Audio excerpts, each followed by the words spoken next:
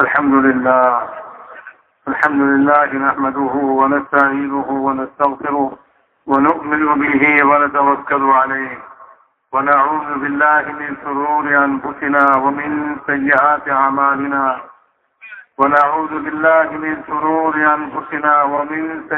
أعمالنا من يهد الله فلا مضل له ومن يضلله فلا هادي له ونشهد أن لا إله إلا الله وحده لا شريك له ونشهد أن سيدنا مولانا محمدا عبده ورسوله أرسله بالحق بشيرا ونذيرا وداعيا إلى الله بإذنه وسراجا منيرا صلى الله تعالى عليه وعلى آله وأصحابه وبارك وسلم تسليما كثيرا أما بعد فأعوذ بالله من الشيطان الرجيم بسم الله الرحمن الرحيم من عمل صالحا من ذكر أو أنثى وهو مؤمن فلنحيينه حياة طيبة ولنجزينهم أجرهم بأحسن ما كانوا يعملون. وقال تعالى ظهر الفساد في البر والبحر بما كسبت أيدي الناس ليذيقهم بعض الذي عملوا لعلهم يرجعون. وقال تعالى ومن أحسن قولا ممن دعا إلى الله وعمل صالحا وقال إنني من المسلمين. وقال رسول الله صلى الله عليه وسلم إنكم على بينة من ربكم ما لم تظهر فيكم سكرتان سكرة الجهل وسكرة حب العيش إلى آخر الحديث. وقال عليه الصلاة والسلام لغدوة في سبيل الله أو روحة خير من الدنيا وما فيها أو كما قال عليه الصلاة والسلام. محترم دوستان बुजुर्गों, আল্লাহ জাল্লা জালালুহু আম্মা ওয়ালুহু আর জামানাতে নবী রাসূলদেরকে দুনিয়াতে পাঠিয়েছেন দাওয়াত এবং তাবলীগের এক আযীম শান মেহনত দিয়ে। নবীদের আগমনের পূর্ব জামানাকে জাহিলিয়াতের জামানা বলা হয়। রাসূল পাক সাল্লাল্লাহু আলাইহি ওয়াসাল্লাম সর্বশেষ নবী হয়ে আসছেন। কিয়ামত পর্যন্ত সমগ্র মানব জাতির জন্য তিনি নবী হয়ে আসছেন। হুজুর আকরাম সাল্লাল্লাহু আলাইহি ওয়াসাল্লামকেও আল্লাহ তাআলা এই দাওয়াত ওয়ালা মেহনত দিয়েই পাঠিয়েছেন এবং তার জামানার পূর্ব জামানাকে, নবুয়তের পূর্ব জামানাকে জাহিলিয়াতের যুগ বলা হতো। জাহিলিয়াত মানে অজ্ঞতার যুগ।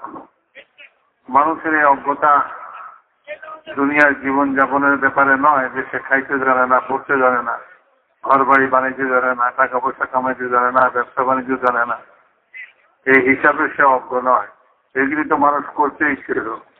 যে মানুষের অজ্ঞতা সেটা হলো এই যে সে আল্লাহকে চেনে না। এর চেয়ে বড় অজ্ঞতা নাই। আল্লাহ তাআলার ক্ষমতাকে জানে না, আল্লাহ তাআলার ওয়াদাকে জানে না, আল্লাহ তাআলার নিয়ম ধারাকে জানে না, আখিরাতকে জানে না, আখিরাতের অবস্থা সম্পর্কে কিছুই জানে না। এ হলো মানুষের জাহিলিয়াত এবং অজ্ঞতা। রাসূল পাক সাল্লাল্লাহু আলাইহি ওয়াসাল্লামকে আল্লাহ তাআলা সর্বশেষ নবী বানায় পাঠাইছেন। তিনি যখন আল্লাহ পরিচয় দিতেছেন আল্লাহ ছাড়া কোনো মাবুদ নেই, লা ইলাহা ইল্লাল্লাহ, আল্লাহ ছাড়া কোনো উপাস্য নাই, আল্লাহ ছাড়া কেউ কর্তা ধর্তা নাই, তখনকার যুগের লোকদের কাছে এই কথাটা বড় আশ্চর্যের বিষয় হইতেছিল। তারা আশ্চর্য বোধ করতেছিল, বলে কি আজআলা আল-আলিহাতা ইলাহান ওয়াহিদা ইন্না হাযা লাশাইউন উজাব। তাদের কথা কি আল্লাহ তাআলা কোরআনে পাকের মধ্যে উল্লেখ করছেন যে লা ইলাহা ইল্লাল্লাহ কালমার জবাবের তারা উত্তরে তারা এই কথাই বলতে লাগলো যে আমরা যে সমস্ত দেব দেবতার পূজা করি এই সমস্ত সব দেব দেবতারা আমাদের যে সমস্ত কার্য সম্পাদন করে বলে আমরা এতদিন বিশ্বাস করতেছিলাম, ইনি বলতেছেন যে সব দেব দেবতা কিছুই করতে পারে না, এক আল্লাহই সবকিছু করতে পারে। তো তারা বলতেছে আজআলা আল-আলিহাতা ইলাহান ওয়াহিদা, সমস্ত দেব দেবতাকে বাদ দিয়ে একজনই আল্লাহ হবেন, একজনই সবাই কার্য সম্পাদন করবেন, একজনই সবকিছু করবেন। এটা তো বড় আশ্চর্যের বিষয়। মেরা মুহতারাম দোস্তা বুজুর্গ, আল্লাহ তাআলার সম্পর্কে তারা অজ্ঞ এবং আল্লাহ তাআলার ক্ষমতা সম্পর্কেও অজ্ঞ। আর জামানাতে নবীরা মানুষকে আল্লাহ তাআলার ক্ষমতা এবং কুদরত সম্পর্কে তাদেরকে বুঝাইছেন, আল্লাহ তাআলার পরিচয় করাইছেন।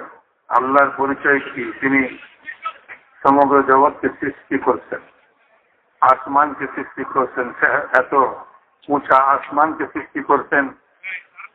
তুমি যদি আসমানের দিকে তাকাও, তোমার দৃষ্টি তোমার কাছে ফিরে আসবে, তুমি আসমান পর্যন্ত তোমার দৃষ্টি পৌঁছবে। জমিনকে দেখো কেমন সুন্দরভাবে তিনি বিছাইছেন। আল্লাহ তাআলার কুদরত এবং আল্লাহ তাআলার ক্ষমতায় সুবিশাল জমিনকে বিছাইছেন। কিসের উপরে? পানির উপরে। পানির উপরে জমিনকে বিছাই দিচ্ছে। আবার এই জমিনের উপরে বিশাল বিশাল বিশাল পাহাড়কে আল্লাহ তাআলা কায়েম করে দিচ্ছে এবং এর মধ্যে বিভিন্ন রং বেরঙের মখলুককে সৃষ্টি করছেন, আর বিভিন্ন আকৃতির মখলুককে তিনি সৃষ্টি করছেন, যেগুলিকে তোমরা খাও, যেগুলির উপরে তোমরা সফর করো, যেগুলির উপরে তোমরা বোঝা বহন করো। আল্লাহ তাআলা বলতেছেন, আফালা ইয়ানজুরুনা ইলাল ইবিলি কাইফা খুলিকাত। তারা কি দেখে না যে উট তাদের বাহন? আরবের লোক এই উটকে আল্লাহ তাআলা কিভাবে সৃষ্টি করলেন। ওয়া ইলাস সামাই কাইফা রুফিআত। আসমানের দিকে কি তারা দেখে না কিভাবে আল্লাহ তাআলা আসমানকে উঁচা করলেন, কত উঁচা করলেন। ওয়া ইলাল জিবালি কাইফা নুসিবাত। তারা কি দেখে না পাহাড়কে আল্লাহ তাআলা জমিনের উপরে কিভাবে গেড়ে দিলেন। ওয়া ইলাল নাউমি কাইফা সুতিহাত। তারা কি এটা দেখে না যে জমিনকে কেমন সুন্দরভাবে আল্লাহ তাআলা বিছাই দিলেন। মেরে মুহতারাম দোস্ত বুজুর্গ, আল্লাহ তাআলার ক্ষমতা সম্পর্কে তারা অজ্ঞ। আর নবীর জামানাতেই মানুষ অজ্ঞই ছিল। দাওয়াত ও তাবলীগের দ্বারা তাদের জ্ঞান ফিরায়, যাদের ফিরবার তাদের ফিরছে। দাওয়াত ও তাবলীগের দ্বারা আল্লাহকে মানুষ চিনে, আল্লাহ তাআলার ক্ষমতাকে মানুষ জানে, আল্লাহ তাআলার ওয়াদাকে মানুষ জানে, আর আল্লাহ তাআলার নিয়ম ধারাকেও মানুষ জানতে পারে। এই জন্য আল্লাহ তাআলা যুগে যুগে নবী পয়গম্বরদেরকে পাঠাইছেন মানুষকে আল্লাহর পরিচয় দিবার জন্য। সবার কথা এটাই ছিল, ইয়া কওমি ইবুদুল্লাহ মা লাকুম মিন ইলাহিন গায়রু। হে আমার কওম, আল্লাহরই বন্দেগী করো, আল্লাহ ছাড়া কোনো মাবুদ নেই। বন্দেগী করার উপযুক্ত আল্লাহ ছাড়া কেউ নেই। এই জন্য যে আল্লাহই কর্তা, আল্লাহই সৃষ্টিকর্তা, সব কিছুর আঞ্জাম জেনেওয়ালা আল্লাহ তাআলা, তোমার আশা পূরণকারী আল্লাহ তাআলা, তোমার আশা ভঙ্গকারী তিনিও আল্লাহ তাআলা, তোমাকে ইজ্জত দিবার মালিক আল্লাহ তাআলা, তোমার জিল্লাতের মালিকও আল্লাহ তাআলা, বেইজ্জতের মালিকও আল্লাহ তাআলা, রাজত্বের মালিক আল্লাহ তাআলা। যাকে খুশি রাজত্ব দিয়ে দেন, যার কাছ থেকে খুশি আল্লাহ তাআলা রাজত্ব কেড়ে দেন। এই সব কিছু আল্লাহ তাআলাই করেন। আল্লাহ তাআলা কোরআনের পাশে বসে বলছেন, নবী করিম সাল্লাল্লাহু আলাইহি ওয়াসাল্লামকে উদ্দেশ্য করে বলতেছেন, কুলিল্লাহুম্মা মালিকাল মুলক তুতিল মুলকা মান তাশা ওয়া তানজিউল মুলকা মিম্মান তাশা ওয়া তুইজ্জু মান তাশা ওয়া তুযিল্লু মান তাশা বিয়াদিকাল খায়র ইন্নাকা আলা কুল্লি শাইইন কাদির তুলিজুল লাইলা ফিন নাহারি ওয়া তুলিজুন নাহারা ফিল লাইল ওয়া তুখরিজুল হাইয়্যা মিনাল মাইয়্যিতি ওয়া তুখরিজুল মাইয়্যিতা মিনাল হাইয়্য ওয়া তারযুকু মান তাশাউ বিগাইরি হিসাব। বলে দেন নবীজি, আপনি বলেন এই কথা, আল্লাহ আপনি হলেন রাজত্বের মালিক, জমিন আসমানের সবকিছুর উপরে রাজত্ব আপনারই। যেমন ইব্রাহিম আলাইহিস সালামকে আল্লাহ তাআলা তার রাজত্ব সবকিছুকে দেখাইছিলেন, ওয়া কাযালিকা নুরি ইব্রাহিমা মালাকুতাস সামাওয়াতি ওয়াল আরদ। জমিন আসমানের সব বিষয়ের উপরে আল্লাহ তাআলার ক্ষমতা, আল্লাহ তাআলার রাজত্ব আল্লাহ তাআলা ইব্রাহিম আলাইহিস সালামকে দেখাইছেন। তো আল্লাহ তাআলা বলতেছেন, নবীজি বলেন যে সমস্ত রাজত্বের মালিক আপনি, যাকে খুশি আল্লাহ আপনি রাজত্ব দান করেন, যার কাছ থেকে খুশি রাজত্ব আপনি ছেড়ে নিয়ে নেন। মানুষের ভোটে মানুষ রাজ্য হাতে রাজত্ব হাসিল করে না, আল্লাহ যাকে দেন সেই রাজত্ব হাসিল করে। মানুষের সমর্থন থাকা সত্ত্বেও যার কাছ থেকে আল্লাহ তাআলা রাজত্ব কেড়ে নিতে চান, তার উপরে দুশমনকে বিজয়ী করে দিয়ে তার কাছ থেকে রাজত্ব কেড়ে নিয়ে নেন এবং সে রাজত্ব হারায়। ইজ্জতের মালিক আল্লাহ তাআলা, যাকে ইচ্ছা আল্লাহ তাআলা ইজ্জত দেন। ইজ্জত কোনো কাপড়ের দ্বারা হাসিল হয় না, ইজ্জত টাকা দ্বারা হাসিল হয় না, ইজ্জত কোনো পদ পজিশন দ্বারা হাসিল হয় না। মেরে মহাসব দোস্তা বুজুর্গ, মানুষ মনে করে ভালো কাপড় পরলে আমার ইজ্জত হবে, মানুষ মনে করে টাকা পয়সা হলে আমার ইজ্জত হবে, গাড়ি বাড়ি হলে আমার ইজ্জত হবে, আমার কোনো পদ পজিশন হলে আমার ইজ্জত হবে। এগুলির সঙ্গে ইজ্জতের কোনো সম্পর্ক নাই। আল্লাহ তাআলা যাকে ইজ্জত দেন, সেরা কাপড়ের মধ্যে আল্লাহ তাআলা তাকে ইজ্জত দিয়ে দেন। যেমন নবীদেরকে ইজ্জত দিয়েছেন, নবীদের অনুসারীদেরকে আল্লাহ তাআলা ইজ্জত দিয়ে দিচ্ছেন। অথচ তাদের কাছে ভালো কাপড় নেই, পরনে, তাদের খাওয়া দাওয়া কোনো উন্নত নাই, তাদের কাছে কোনো টাকা করিও নাই, তাদের কাছে রাজত্ব নাই, তাদের কোনো পদ পজিশনও নাই, কিন্তু আল্লাহ তাআলা তাদেরকে ইজ্জত দিয়ে দিচ্ছেন। একজন গোলামকে ইজ্জত দিয়ে দিচ্ছেন, বেলাল হাবশী, কুরাইশের বড় বড় সরদার, তাদের মোকাবেলায় আল্লাহ তাআলা বেলালকে ইজ্জত দিচ্ছেন যে একজন হাবশী গোলাম, তাদেরই গোলাম। সাইয়েদনা ওমর ইবনে খাত্তাব রাদিয়াল্লাহু তাআলা আনহু তিনি বলতেছেন, সাইয়্যিদুনা বেলাল, আমাদের সরদার বেলাল। অথচ বেলাল, হযরত বেলাল রাদিয়াল্লাহু তাআলা আনহু ঘটনা কেনা যায়। এক সময় ছিল তার গলায় রশি বেঁধে তাকে মক্কার গলিতে টানা হইতেছিল এবং তাকে গরম রোদের মধ্যে গরম বালুর উপরে শীত করে শুয়ে তার বুকের উপরে ভারী পাথর রাখা হয়েছিল। যান বের হয় এরকম অবস্থা ছিল এবং সবচেয়ে বেশি লাঞ্ছনা গঞ্জনা যা কিছু হইতে পারে, যত রকম হইতে পারে সবকিছুই তার সঙ্গে করা হয়েছিল। কিন্তু আল্লাহ তাআলা এই সব কিছুর ভিতর দিয়া যে হযরত বেলালকে ইজ্জত দিতে চাইছেন, তো হযরত বেলাল কুরাইশদের সরদার হয়ে গেছে, গোটা মানব জাতির সরদার হয়ে গেছে, কিয়ামত পর্যন্ত মানুষের জন্য সরদার হয়ে গেছে। মেরে মোহতারাম দোস্তা বুজুর্গ, ইজ্জত কাপড়ের মধ্যে নাই। ভালো কাপড় পরলে ইজ্জত হবে এরকম কোনো কথা নয়, গাড়ি বাড়ি হলে ইজ্জত হবে এমন কোনো কথা নয়, বরং এটা তো ইজ্জতের একটা ধোঁকা। মানুষ ইজ্জতের ধোঁকার মধ্যে ইজ্জত মনে করে। আসলে তার মতো ধোঁকা খাওয়া লোকেরাই তাকে ইজ্জত ওয়ালা মনে করে। যে মনে করে যে কাপড়ের মধ্যে ইজ্জত, সে ওই কাপড়ওয়ালাকে ইজ্জত করে। যে মনে করে গাড়ি বাড়ির মধ্যে ইজ্জত, সে ওই গাড়ি বাড়িওয়ালাকে ইজ্জত ওয়ালা মনে করে। সে নিজেও ধোঁকা খাওয়া লোক, আর যাকে সে ইজ্জত করতেছে সেও ধোঁকার মধ্যে পড়ে আছে। আর যদি কাপড় না থাকে, গাড়ি বাড়ি না থাকে, 2 পয়সার জন্য কেউ তাকে জিজ্ঞাসা করবে না, 2 পয়সার মূল্য তাকে কেউ দিবে না। আসলে তো এরা ইজ্জত করতেছে গাড়িকে, কাপড়কে, বাড়িকে, তার পদকে, তার পজিশনকে। তার নিজস্ব কোনো ইজ্জত নাই। শেখ সাদি রহমতুল্লাহ আলাইহি তিনি বলেন এই কথা যে আমি এক বাড়িতে গেলাম, পুরানা কাপড় চোপড়, ময়লা কাপড় চোপড় ছিল, বাড়িওয়ালা কোনো খাতির করে নাই আমার। এর পরবর্তীতে আবার ওই বাড়িতে গেলাম, ভালো কাপড় চোপড় করে, তো খুব খাতির যত্ন হইতেছে, খানা পিনা হাজির করতেছে, দস্তরখান লাগানো হয়েছে, অনেক খাওয়া দাওয়া সব পকেটে দিতেছে, জামার পকেটে দিতেছে। মেজবান বাড়িওয়ালা বলে, হযরত এগুলি তো আপনাকে খাওয়ার জন্য বেশি পকেটে নিয়েছ। চিন্তা করবেন, ঝোলওয়ালা তরকারি যদি কেউ পকেটে নেয় তাহলে কি অবস্থা হবে, কাপড়টাই তো নষ্ট করে দিবে। এগুলি তো খাওয়ার জন্য, পেটে পুরার জন্য, পেটের মধ্যে দাখিল করবেন আপনি, মুখে দিয়ে পেটে ঢুকে দেবেন, এটারে জামার পকেটে লওয়ার জন্য না। শেখ সাদি রহমতুল্লাহ আলাইহি বললেন, না, এটা তো আমার খাওয়ার জন্য নয়, আমার জন্য নয়, এটা তো আমার পোশাকের জন্য। তাহলে আমার পোশাকই এটার উপযুক্ত, কারণ আমি তো এর আগেও এই বাড়িতে আসছিলাম, আমার পোশাক ভালো ছিল না বলে আমার জন্য কোনো ব্যবস্থা করা হয় নাই। আজ আমার ভালো পোশাক দেখে আমার জন্য এত খাতির যত্ন, আমার জন্য এত খানা পিনার ব্যবস্থা। কাজে এই খাতির তো আমার নয়, এই খাতির তো আমার পোশাকের, তাহলে আমার পোশাকই এটার উপযুক্ত।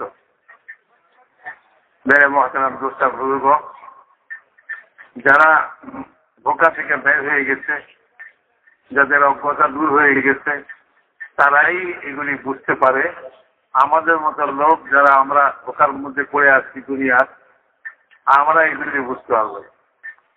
মেরে মহতারাম দোস্তা বুজুর্গ, এক বাদশা তার সবারই নিয়ে চলছে, তার সমস্ত লাউ লস্কর, তার সমস্ত মন্ত্রী পরিষদ সব তার সঙ্গে, রাজ্য ভ্রমণে বেরি পাই পেয়াদা সব লোকদেরকে কাতার করে খাড়া করতেছে। বাদশা আসতেছেন, বাদশার সম্মান দেখাও। সবাই লাইন ধরে দাঁড়িয়ে গেছে কাতার হয়ে, বাদশার সবারই মাঝখান থেকে অতিক্রম করতেছে। বাদশা মনে মনে মহা খুশি যে আমার রাজত্বের লোকেরা আমাকে সম্মান প্রদর্শন করছে। হঠাৎ করে তার এক পাইক তার পেয়াদা দৌড়ে একটা বাচ্চাকে বলতেছে, বাচ্চা একজন লোক সামনে পাও মেলে বসে আছে, হাত গুটাইয়া পাও মেলা চোখ বন্ধ করে বসে আছে। যতই তাকে বলা হয় যে বাচ্চা আস্তে দাঁড়ায় যাও, পাও গুটাও, সে পা মোটাও গুটায় না, সে একটুও নড়ে চড়ে না, সে কোনো কথাও বলে না। বাদশাহ আশ্চর্য বোধ করতেছে, আমার রাজ্যে বাস করে আমাকে সম্মান করে না, আমার সম্মান বুঝে না, এমন লোকও আছে। এই লোকটাকে দেখতে হয়। বাদশাহ সবারই দিকে নেয় না, তার কাছে গেছে, দেখা যায় ঠিকই সে পাও মেলে হাত গুটাইয়া চোখ বন্ধ করে বসে আছে। বাদশাহ তাকে জিজ্ঞাসা করতেছে, মিয়া কবে থেকে পাও মেলা শিখলা? পাও মেলা শিখলা কবে থেকে? সে উত্তর দিতেছে, যেদিন থেকে হাত গুটাইছি সেদিন থেকে পাও মেরে দিচ্ছি। অর্থ হল যেদিন থেকে মানুষের কাছে হাত পাতা বন্ধ করছি সেদিন থেকে পাও মেরে দিচ্ছি। আমি কারো কাছে হাত পাতি না, কারো মুখাপেক্ষী নই, কাজেই পা গুটানো আমার কোনো প্রয়োজন নেই, কাউকে সম্মান করার আমার কোনো প্রয়োজন নেই। বাদশাহ এত কথার মর্মার্থ বোঝে না। বাদশাহ মনে করলো যে লোকটা বোধহয় আমাকে চিনে না, সেজন্য এরকম কথা বলে। তো বাদশাহ বলে যে আমাকে চেন? সে বলে হ্যাঁ হ্যাঁ, আপনাকে চিনি। বাদশাহ আরো আশ্চর্য বোধ করতো, আমাকে চিনে, তারপরেও পাও লম্বা করে বসে আসে, কোনো সম্মান করে না। আমার মনে হয় মাথা খারাপ, আমাকে চিনে না হয়তো, তবুও বলে আমি চিনি। বাদশাহ বলেন, বলো দেখি আমি কে? তো ওই লোক বলতেছে, আপনি এক নাপাক পানি থেকে সৃষ্টি হয়েছেন, আপাত মস্তক নাপাক নিয়ে ঘুরতেছেন, অচিরে আপনি পোকা মাকড়ের খোরাকে পরিণত হবেন, আপনি সেই ব্যক্তি। এটা তো শুনে বাদশাহ দিমাগ খুলছে। বাদশাহ বলতেছে, হ্যাঁ হ্যাঁ, এই লোকই আমাকে চিনছে, আর যত লোক সম্মান দেখাইতেছে এরা আমাকে কেউ চেনে নাই। আমার হাকিকত কি, আমার আসল রূপটা কি? মেরে মহতারাম দোস্তা বুজুর্গ, ইজ্জত বাদশাহের মধ্যে নেই, ওটা ইজ্জতের ধোঁকা। যাকে আল্লাহ তাআলা আল্লাহর পরিচয় দিচ্ছেন, যে আল্লাহকে চিনে, যে আখিরাতকে বুঝে, যে দুনিয়াকে চিনে, যে আখিরাতকে চিনে। দুনিয়া কি, আখিরাত কি, সে দুনিয়ার ধোঁকা থেকে বেঁচে দেয়। তার কথাবার্তা ধোঁকাওয়ালা লোকদের মতো হয়। তা না হলে সবাই এই দুনিয়ার ধোঁকার মধ্যে পড়ে ধোঁকার কথাই বলি। টাকা দেওয়া হয়, পয়সা দেওয়া হয়, জিনিস দেওয়া হয়, চাকরি দেওয়া হয়, ব্যবসা দেওয়া হয়, এগুলি সবই ধোঁকার কথা। মেরে মহতারাম দোস্তা বুজুর্গ, যাকে আল্লাহ তাআলা দুনিয়ার হাকিকতকে বুঝিয়ে দিচ্ছেন, সে দুনিয়ার ধোঁকা থেকে নাজাত লাভ করছে, মুক্তি লাভ করছে, সে দুনিয়ার ধোঁকাতে পড়ে। দুনিয়ায় কেউ সালাম করলো, এসে মনে করে না যে আমি খুব বড় হয়ে গেছি। দুনিয়ার কেউ সম্মান দেখায় তার সাথে, সে নিজেকে গর্ববোধ করে না নিজে, যে আমি তো সম্মানেরই পাত্র, আমাকে সম্মান করছে। সে জানে যে দুনিয়া ধোঁকার জায়গা। আল্লাহ তাআলা বলছেন মাতাউল গুরুর, দুনিয়ার সামান সবই ধোঁকার সামান। কেউ এটার মধ্যে ধোঁকা খায়। যখন দাওয়াত নবীদের চলে, এই ধোঁকা মানুষের দূর হয়ে যায়, তারা দুনিয়ার হাকিকতকে বুঝতে পারে। তাদের কাছে দুনিয়ার স্বর্ণ রূপা, দুনিয়ার টাকা পয়সা তাদের কাছে কোনো মূল্য রাখে না।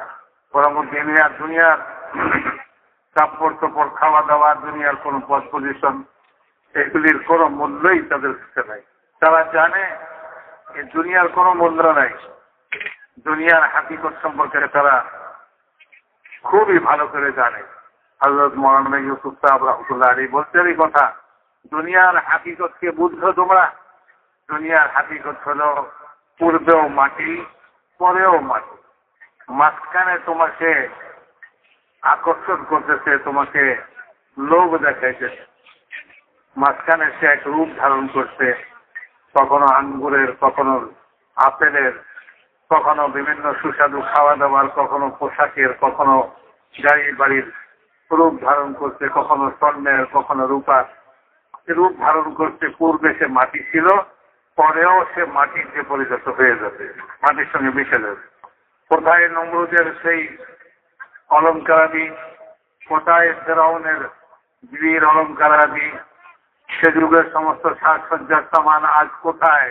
সব মাটির সঙ্গে বিলীন হয়ে গেছে।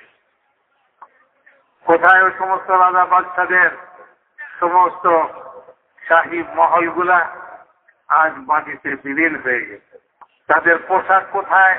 মাটিতে বিলীন হয়ে গেছে। মেরে মোহতারাম দোস্তা বুজুর্গ, দুনিয়ার হাকিকত বুঝাই দিয়েছেন আল্লাহ ওয়ালা লোকেরা, যারা দুনিয়ার ধোঁকা থেকে বেঁচে। ধোঁকা থেকে বাঁচার কলমা হলো লা ইলাহা ইল্লাল্লাহ। এই কলমা যখন আসবে তখন ধোঁকা কেটে দেবে।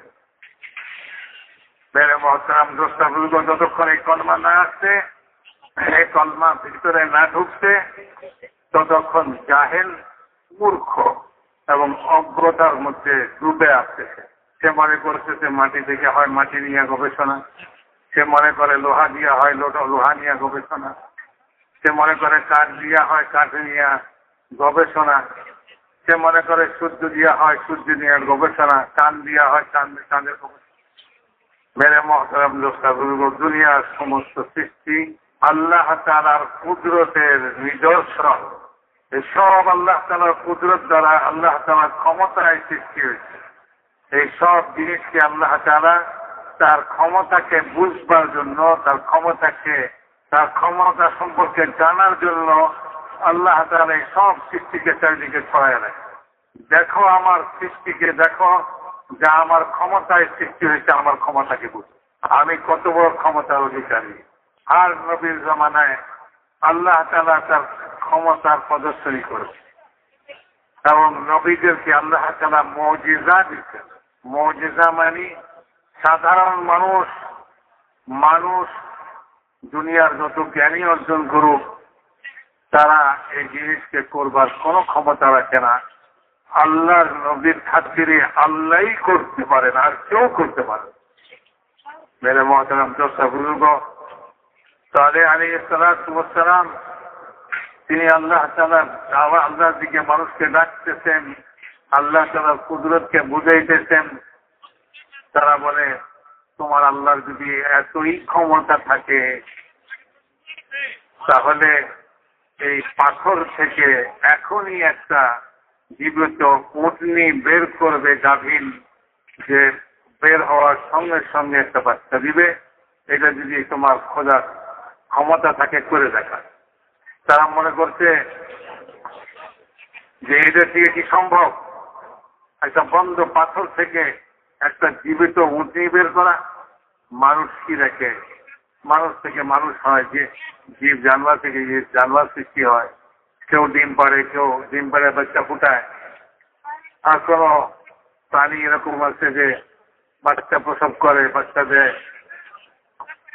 তো জীব থেকে জীব সৃষ্টি হয়, পাথর থেকে জীব সৃষ্টি হবে, পাথর থেকে জীবন্ত কোনো জিনিস বের হবে, এইটা তো তারা কল্পনাই করে না। তারা এই কথা চিন্তাই করতে পারে না যে এমন কোন সত্তা আছেন যিনি এরকম পাথরের ভিতর থেকে জীবন্ত উটনি বের করতে পারে। মেরে মোহতারাম দোস্তা বুজুর্গ, আল্লাহ তাআলার কাছে সালেহ আলাইহিস সালাম দোয়া করলেন যে আল্লাহ আপনার কুদরতের নিদর্শন আপনি প্রকাশ করেন। আল্লাহ তাআলা পাথরকে দ্বিখণ্ডিত করে তার ভিতর থেকে জীবন্ত উটনি বের করে নিয়ে আসলেন এবং বের হয়ে এসে বাচ্চা দিল এবং এই উটনির যে দুধ পুরা তাদের কওমের সবার জন্য যথেষ্ট হয়ে গেছে। কিন্তু মেরে মহতারাম দোস্ত বুজুর্গ, আল্লাহ তাআলা যদি জ্ঞান না দেন কেউ জ্ঞান অর্জন করতে পারে না, কারো জ্ঞান আসতে পারে না। আবু জাহাল আমাদের নবীর জমানায়, আবু জাহাল যার নাম আবুল হাকাম ছিল, মহাপণ্ডিত মহাজ্ঞানী, তার নাম পড়ছে আবু জাহাল মহা অজ্ঞ। তুমি কেন বললো? অথচ আমাদের নবীকেও আল্লাহ তাআলা মুজিজা দিচ্ছেন, তার কুদরতের তার ক্ষমতার প্রদর্শনী আল্লাহ তাআলা রাসূল পাক সাল্লাল্লাহু আলাইহি ওয়াসাল্লামের জমানায়ও তাদের সামনে প্রকাশ করছিলেন। তারা এগুলো দাবি করছিল আকাশের চাঁদকে দুই খণ্ডিত দুই টুকরা করে যদি আপনার খোদা দেখাইতে পারে তাহলে আমরা আপনার খোদাকে বিশ্বাস করব।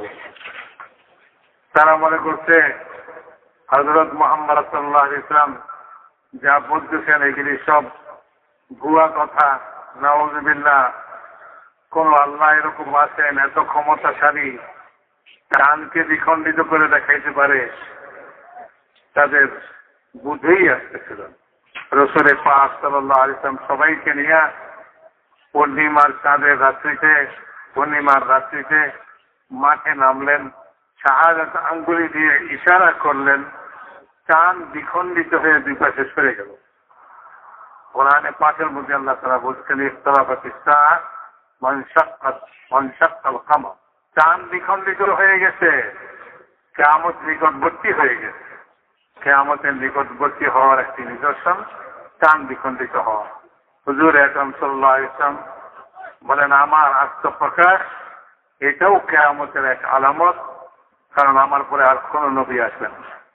মেরে মহতারাম দোস্ত বুজুর্গ, হার জমানাতে আল্লাহ তাআলা তার ক্ষমতাকে দুনিয়ার মানুষকে দেখাইছেন।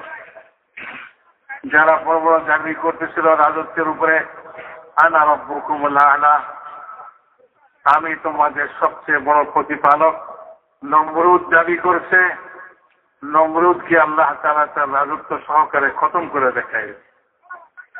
মেরে মহতারাম দোস্ত বুজুর্গ, আল্লাহ তাআলা নমরুদের জমানায় আপন কুদরতকে জাহির করছেন। নমরুদ আগুন জ্বালাইছে ইব্রাহিম আলাইহিস সালাতু ওয়াস সালামকে এই আগুনে পুড়ায় দিবার জন্য। সে মনে করছে আগুন পুড়ায়, আগুন পুড়ায় না, আগুন জ্বালায় না। আগুন আল্লাহর সৃষ্টি, আগুন আল্লাহর হুকুমের অধীন। যদি আল্লাহ তাআলা এই আগুনকে দিয়া জ্বালাইতে চান জ্বালাইয়ে দিবেন। আগুনের ভিতরে কাউকে যদি আল্লাহ তাআলা রক্ষা করতে চান, হেফাজত করতে চান, তো আল্লাহ তাআলা এই ক্ষমতাও রাখেন, আগুনকে আগুন রাখবেন আর তার ভিতরে হেফাজতের ব্যবস্থা করে দিবেন। কিন্তু নমরুদ জাহেল, এ হালতের মধ্যে পড়ে আছে, অজ্ঞতার মধ্যে পড়ে আছে, আল্লাহকে চিনে না, আল্লাহকে। সে বলতেছে আগুন জ্বালাও, ইব্রাহিমকে আগুনের মধ্যে জ্বালাও, চলো। সমস্ত আগুন তৈয়ার, ভীষণ আগুন, যার উপর যে পাখি উড়ে যেতে পারে না, ভুনা হয়ে আগুনে পড়ে যায়। এত তার তাপ, তার কাছে যাওয়া যায় না। দূর থেকে যন্ত্রের মাধ্যমে ইব্রাহিম আলাইহিস সালামকে আগুনের মধ্যে নিক্ষেপ করা হবে, এই জন্য সে যন্ত্র আবিষ্কার করলো। একেবারে শেষ মুহূর্তে ফেরেশতা হাজির হয়ে গেছে ইব্রাহিম আলাইহিস সালামের কাছে। আপনি যদি বলেন আমরা আপনার সাহায্য করি, আমরা সাহায্য করতে প্রস্তুত আছি।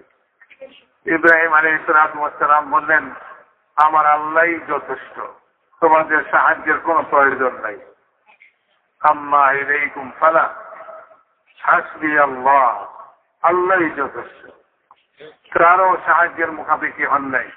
কারণ তিনি জানতেন আল্লাহ তাআলার ক্ষমতাকে, তিনি আল্লাহর নবী, তিনি আল্লাহ তাআলার কুদরতকে জানতেন। তিনি এর কথাও জানতেন এই জমিন আসমান এবং এর মধ্যে যত সৃষ্টি সবই আমার আল্লাহর সৃষ্টি, সবই আমার আল্লাহ তাআলার হুকুমের অধীন। কাজেই একজন ফেরেশতা আর আগুন উভয় আমার আল্লাহর সৃষ্টি। আমি এক সৃষ্টির মোকাবেলায় আরেক সৃষ্টির কাছে কেন সাহায্য চাইব? যিনি সৃষ্টিকর্তা তার কাছেই সাহায্য চাইব। আগুনও সৃষ্টি, ফেরেশতাও সৃষ্টি। আগুনের মোকাবেলায় ফেরেশতার সাহায্যের আমার প্রয়োজন নাই। এক সৃষ্টির মোকাবেলায় আরেক সৃষ্টি দিয়ে সাহায্যের প্রয়োজন নাই। পানি দিয়ে আগুন নিবানের প্রয়োজন নাই। পানিও সৃষ্টি, আগুনও সৃষ্টি। বাতাস দিয়ে আগুনকে উড়াইবার প্রয়োজন নাই। বাতাসও সৃষ্টি, আগুনও সৃষ্টি। বাতাস আমার আল্লাহর হুকুমের অধীন। পানি আমার আল্লাহর হুকুমের অধীন। আগুনও আমার আল্লাহর হুকুমের অধীন। তো তিনি বলতেছেন হাসবি আল্লাহ, আল্লাহই আমার জন্য যথেষ্ট। আল্লাহ তাআলা ইব্রাহিম আলাইহিস সালামকে তারা আগুনে নিক্ষেপ করলো। আল্লাহ তাআলা আগুনকে সরাসরি হুকুম দিচ্ছেন, ইয়া নারু কুনি বারদাও ওয়া সালামান আলা ইব্রাহিম। আগুন, তুমি ইব্রাহিমের জন্য ঠান্ডা এবং শান্তিদায়ক হয়ে যাও। আগুনের ক্ষমতা নাই তার সৃষ্টিকর্তার বিরোধিতা করবে, তার সৃষ্টিকর্তার হুকুমকে লঙ্ঘন করবে। আগুন ইব্রাহিম আলাইহিস সালামের জন্য ঠান্ডা শান্তিদায়ক হয়ে গেছে। তিনি আগুনের ভিতরে বড় শান্তিতে বসে আছেন, চলাফেরা করতেছেন। একটা পশম ইব্রাহিম আলাইহিস সালামের জ্বালাইবার ক্ষমতা আগুনের হয় নাই। এই আগুন কার জ্বালাইতেছে? এই আগুন সবই জ্বালাইতেছে, কিন্তু ইব্রাহিম আলাইহিস সালামের একটা পশমকে জ্বালাইবার ক্ষমতা আগুনের নাই। যেহেতু সৃষ্টিকর্তা স্বয়ং আগুনের সৃষ্টিকর্তা, তিনি হুকুম দিচ্ছেন আগুনকে যে তুমি ইব্রাহিমের জন্য ঠান্ডা এবং শান্তিদায়ক হয়ে যাও। আল্লাহ তাআলা তার কুদরতকে, তার ক্ষমতাকে জাহির করেছেন। মানুষ আগুনের ক্ষমতাকে বিশ্বাস করে, আগুনকে বড় ক্ষমতাশালী মনে করে। একজন লোক আগুনকে ক্ষমতাশালী মনে করে অগ্নি উপাসক থাকছে, তারা আগুনের পূজা করে। আগুন বড় ক্ষমতাওয়ালা। দুই ভাই ছিল, আগুনের পূজা করত। দীর্ঘদিন পূজার পরে এক ভাই আরেক ভাইকে বলে যে আমরা যে এতদিন আগুনের পূজা করলাম, আগুন কি আমাদের উপরে সন্তুষ্ট হয়েছে না হয়েছে একটু পরীক্ষা করা দরকার। আরেক ভাই বলে ঠিক, আমরা এতদিন আগুনের পূজা করলাম, আগুন কি আমাদের উপরে সন্তুষ্ট হইল কি হইল না, এটা তো একটু পরীক্ষা হওয়া দরকার। কি পদ্ধতি হবে পরীক্ষা করার? মানে আগুন তো সবাইকে জ্বালায় দেয়। আমরা আগুনের মধ্যে হাত দিয়ে দেখি আগুন আমাদের হাতকে জ্বালায় না না জ্বালায়। আমরা তো দীর্ঘদিন আগুনের পূজা করছি। এক ভাই হাত দিচ্ছে তো হাতের মধ্যে আগুন তার হাতকে জ্বালায় দিতে রাখছে, তো তাড়াতাড়ি হাত দেখতে, তো সে বলতেছে হায় হায়, এতদিন এই আগুনের পূজা করলাম, আগুন রাজি হইল না, আমাদের উপরে সন্তুষ্ট হইল না, আমার হাতকেও পুড়িয়ে দেয়। যেরকম অন্যের হাতকে পুড়িয়ে দেয়, আমার হাতকেও পুড়িয়ে দেয়। আমি আর এই আগুনের পূজা করবো না। সে হকের তালাশে বেরিয়েছে, আল্লাহ তাআলা তাকে হক মিলাই দিচ্ছে। আরেক ভাই বলছে এই কথা, বাপদাদার ধর্ম আগুন পূজা করা, আগুনে জ্বালাক সেই জামতন যা করুক, আমি তো আগুনের পূজা করেই যাও।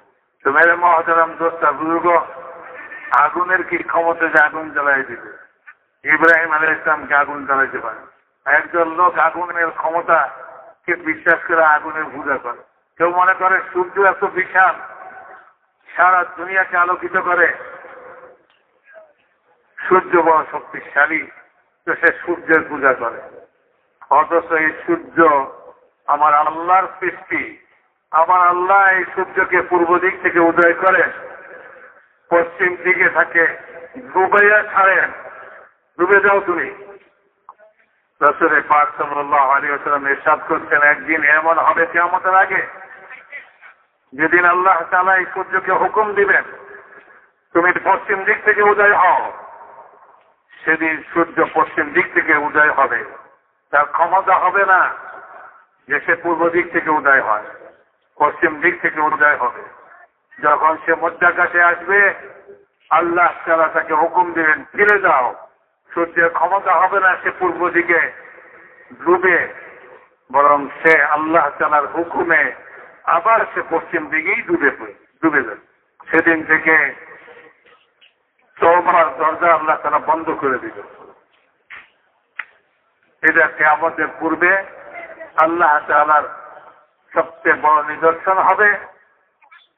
এইটার পরে কেউ যদি বলে আমি আল্লাহকে মানি, আমি আল্লাহকে মানি, আল্লাহ বড় ক্ষমতাওয়ালা, বলে তোমার এই সমস্ত কথা কোনো মূল্য নাই। যেমন ফিরআউনকে আল্লাহ তাআলা তার বিপর্যশায়, তার রাজত্বে মূসা আলাইহিস সালামের মোকাবেলায় অনেক রকম কুদরতের নিদর্শন, ক্ষমতার নিদর্শন আল্লাহ তাআলা তাকে দেখাইছে। খাওয়ার পানি সব রক্ত হয়ে গেছে, খাইতেই পারে না। গ্লাসে পানি মুখে দেওয়ার সঙ্গে সঙ্গে রক্ত হয়ে যায়, পানি খাওয়া বন্ধ হয়ে গেছে। মূসা আলাইহিস সালামকে বলছে, সাহেব মূসা, এই তোমার রবেরই কাম, এই মুসিবত আমাদের থেকে দূর করে দিতে বলো, আমরা ঈমান আনবো। আল্লাহ তাআলা দূর করে দিচ্ছেন। তারপরে তো যায় মূসা এগুলি সব তোমার জাদুঘরি। ব্যাঙ্গের আজাদ দিতে সব জায়গায় ব্যাং লাফাইছে। রাজা মশাই সিংহাসনে বসে ওনার নাকের উপরে ব্যাং লাগ দেব, বলেন কেমন লাগে? মুখের উপরে ব্যাং লাফাইছে, আর করলে ব্যাং ঢুকে যেতেছে। মহা মুসিবত। বিছানায় ব্যাং, সিংহাসনে ব্যাং, যেখানে যায় সেখানে ব্যাং, মুখ খুলতে পারে না, ব্যাং ঢুকে পড়ে, মহা মুসিবতে পড়ছে। বলে মূসা, এই তোমার রবের কারসাদি, ওনারই ক্ষমতা, উনি করছেন এটা। তুমি তোমার রবকে বলো যে এই পেরেশানি আমাদের দূর করে দেন, আমরা এইবার তোমার রবের ক্ষমতায় বিশ্বাসী হয়ে ঈমান আনবো। আল্লাহ তাআলা দূর করে দিলেন।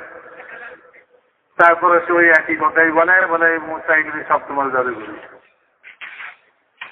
এইরকম ভাবে একে একে নয়টা আল্লাহ তাআলা তার কুদরতের নিদর্শন ফিরআউনকে দেখাইলেন। কোনটাতে সে মানতে রাজি হল না। আল্লাহ তাআলা মূসা আলাইহিস সালামকে বললেন, হে মূসা, আপনি আপনার কওমকে নিয়ে, যাদেরকে সে এই ফিরআউন গোলাম বান্দি বানায় রাখছে, বিনা পয়সায় খাটায়, তাদের দুর্দশার সীমা নাই, তাদের উপর জুলুমের পর জুলুম, তাদের ঘরের শিশুকে সে হত্যা করতেছে, জবাই করতেছে। তো মেরে মহতারাম দোস্তা বুজুর্গ, তাদেরকে এই অত্যাচার থেকে আমি মুক্তি দিব, এই অত্যাচারীকে আমি সাজা দিব। আপনি আপনার কওমকে নিয়ে চলেন, বের হয়ে পড়েন রাতারাতি। আমি ফিরআউনকে পিছনে পিছনে আনতেছি, আপনাদেরকে মুক্তি দিব, ফিরআউনকে খতম করব। তো মূসা আলাইহিস সালাম তার কওমকে নিয়ে রওনা দিচ্ছেন রাতের অন্ধকারে, লোহিত সাগরের কিনারায় পৌঁছছে। হায় হায়, কওমের লোকেরা বলে যে, হ্যাঁ মূসা, তোমার কথায় ঘর বাড়ি ছেড়ে দিয়া, মিশর ছেড়ে দিয়া, এখন তো মহা মুসিবতে পড়ছি, এখন তো বাঁচার কোনো উপায় দেখি না। সামনে গেলে সমুদ্র, পিছনে ফিরআউনের বাহিনী, কোন দিকে ভাগবো? ইন্না লামুদরাকুন, আমরা তো ভাড়া খেয়ে গেছি। মূসা আলাইহিস সালাম, তিনি আল্লাহর পয়গম্বর, তিনি উত্তরে বলতেছেন, কাল্লা, কখনো নয়, আমরা ধরে খাই নাই, আমরা আল্লাহ তাআলার হুকুমে বের হয়ে আসছি।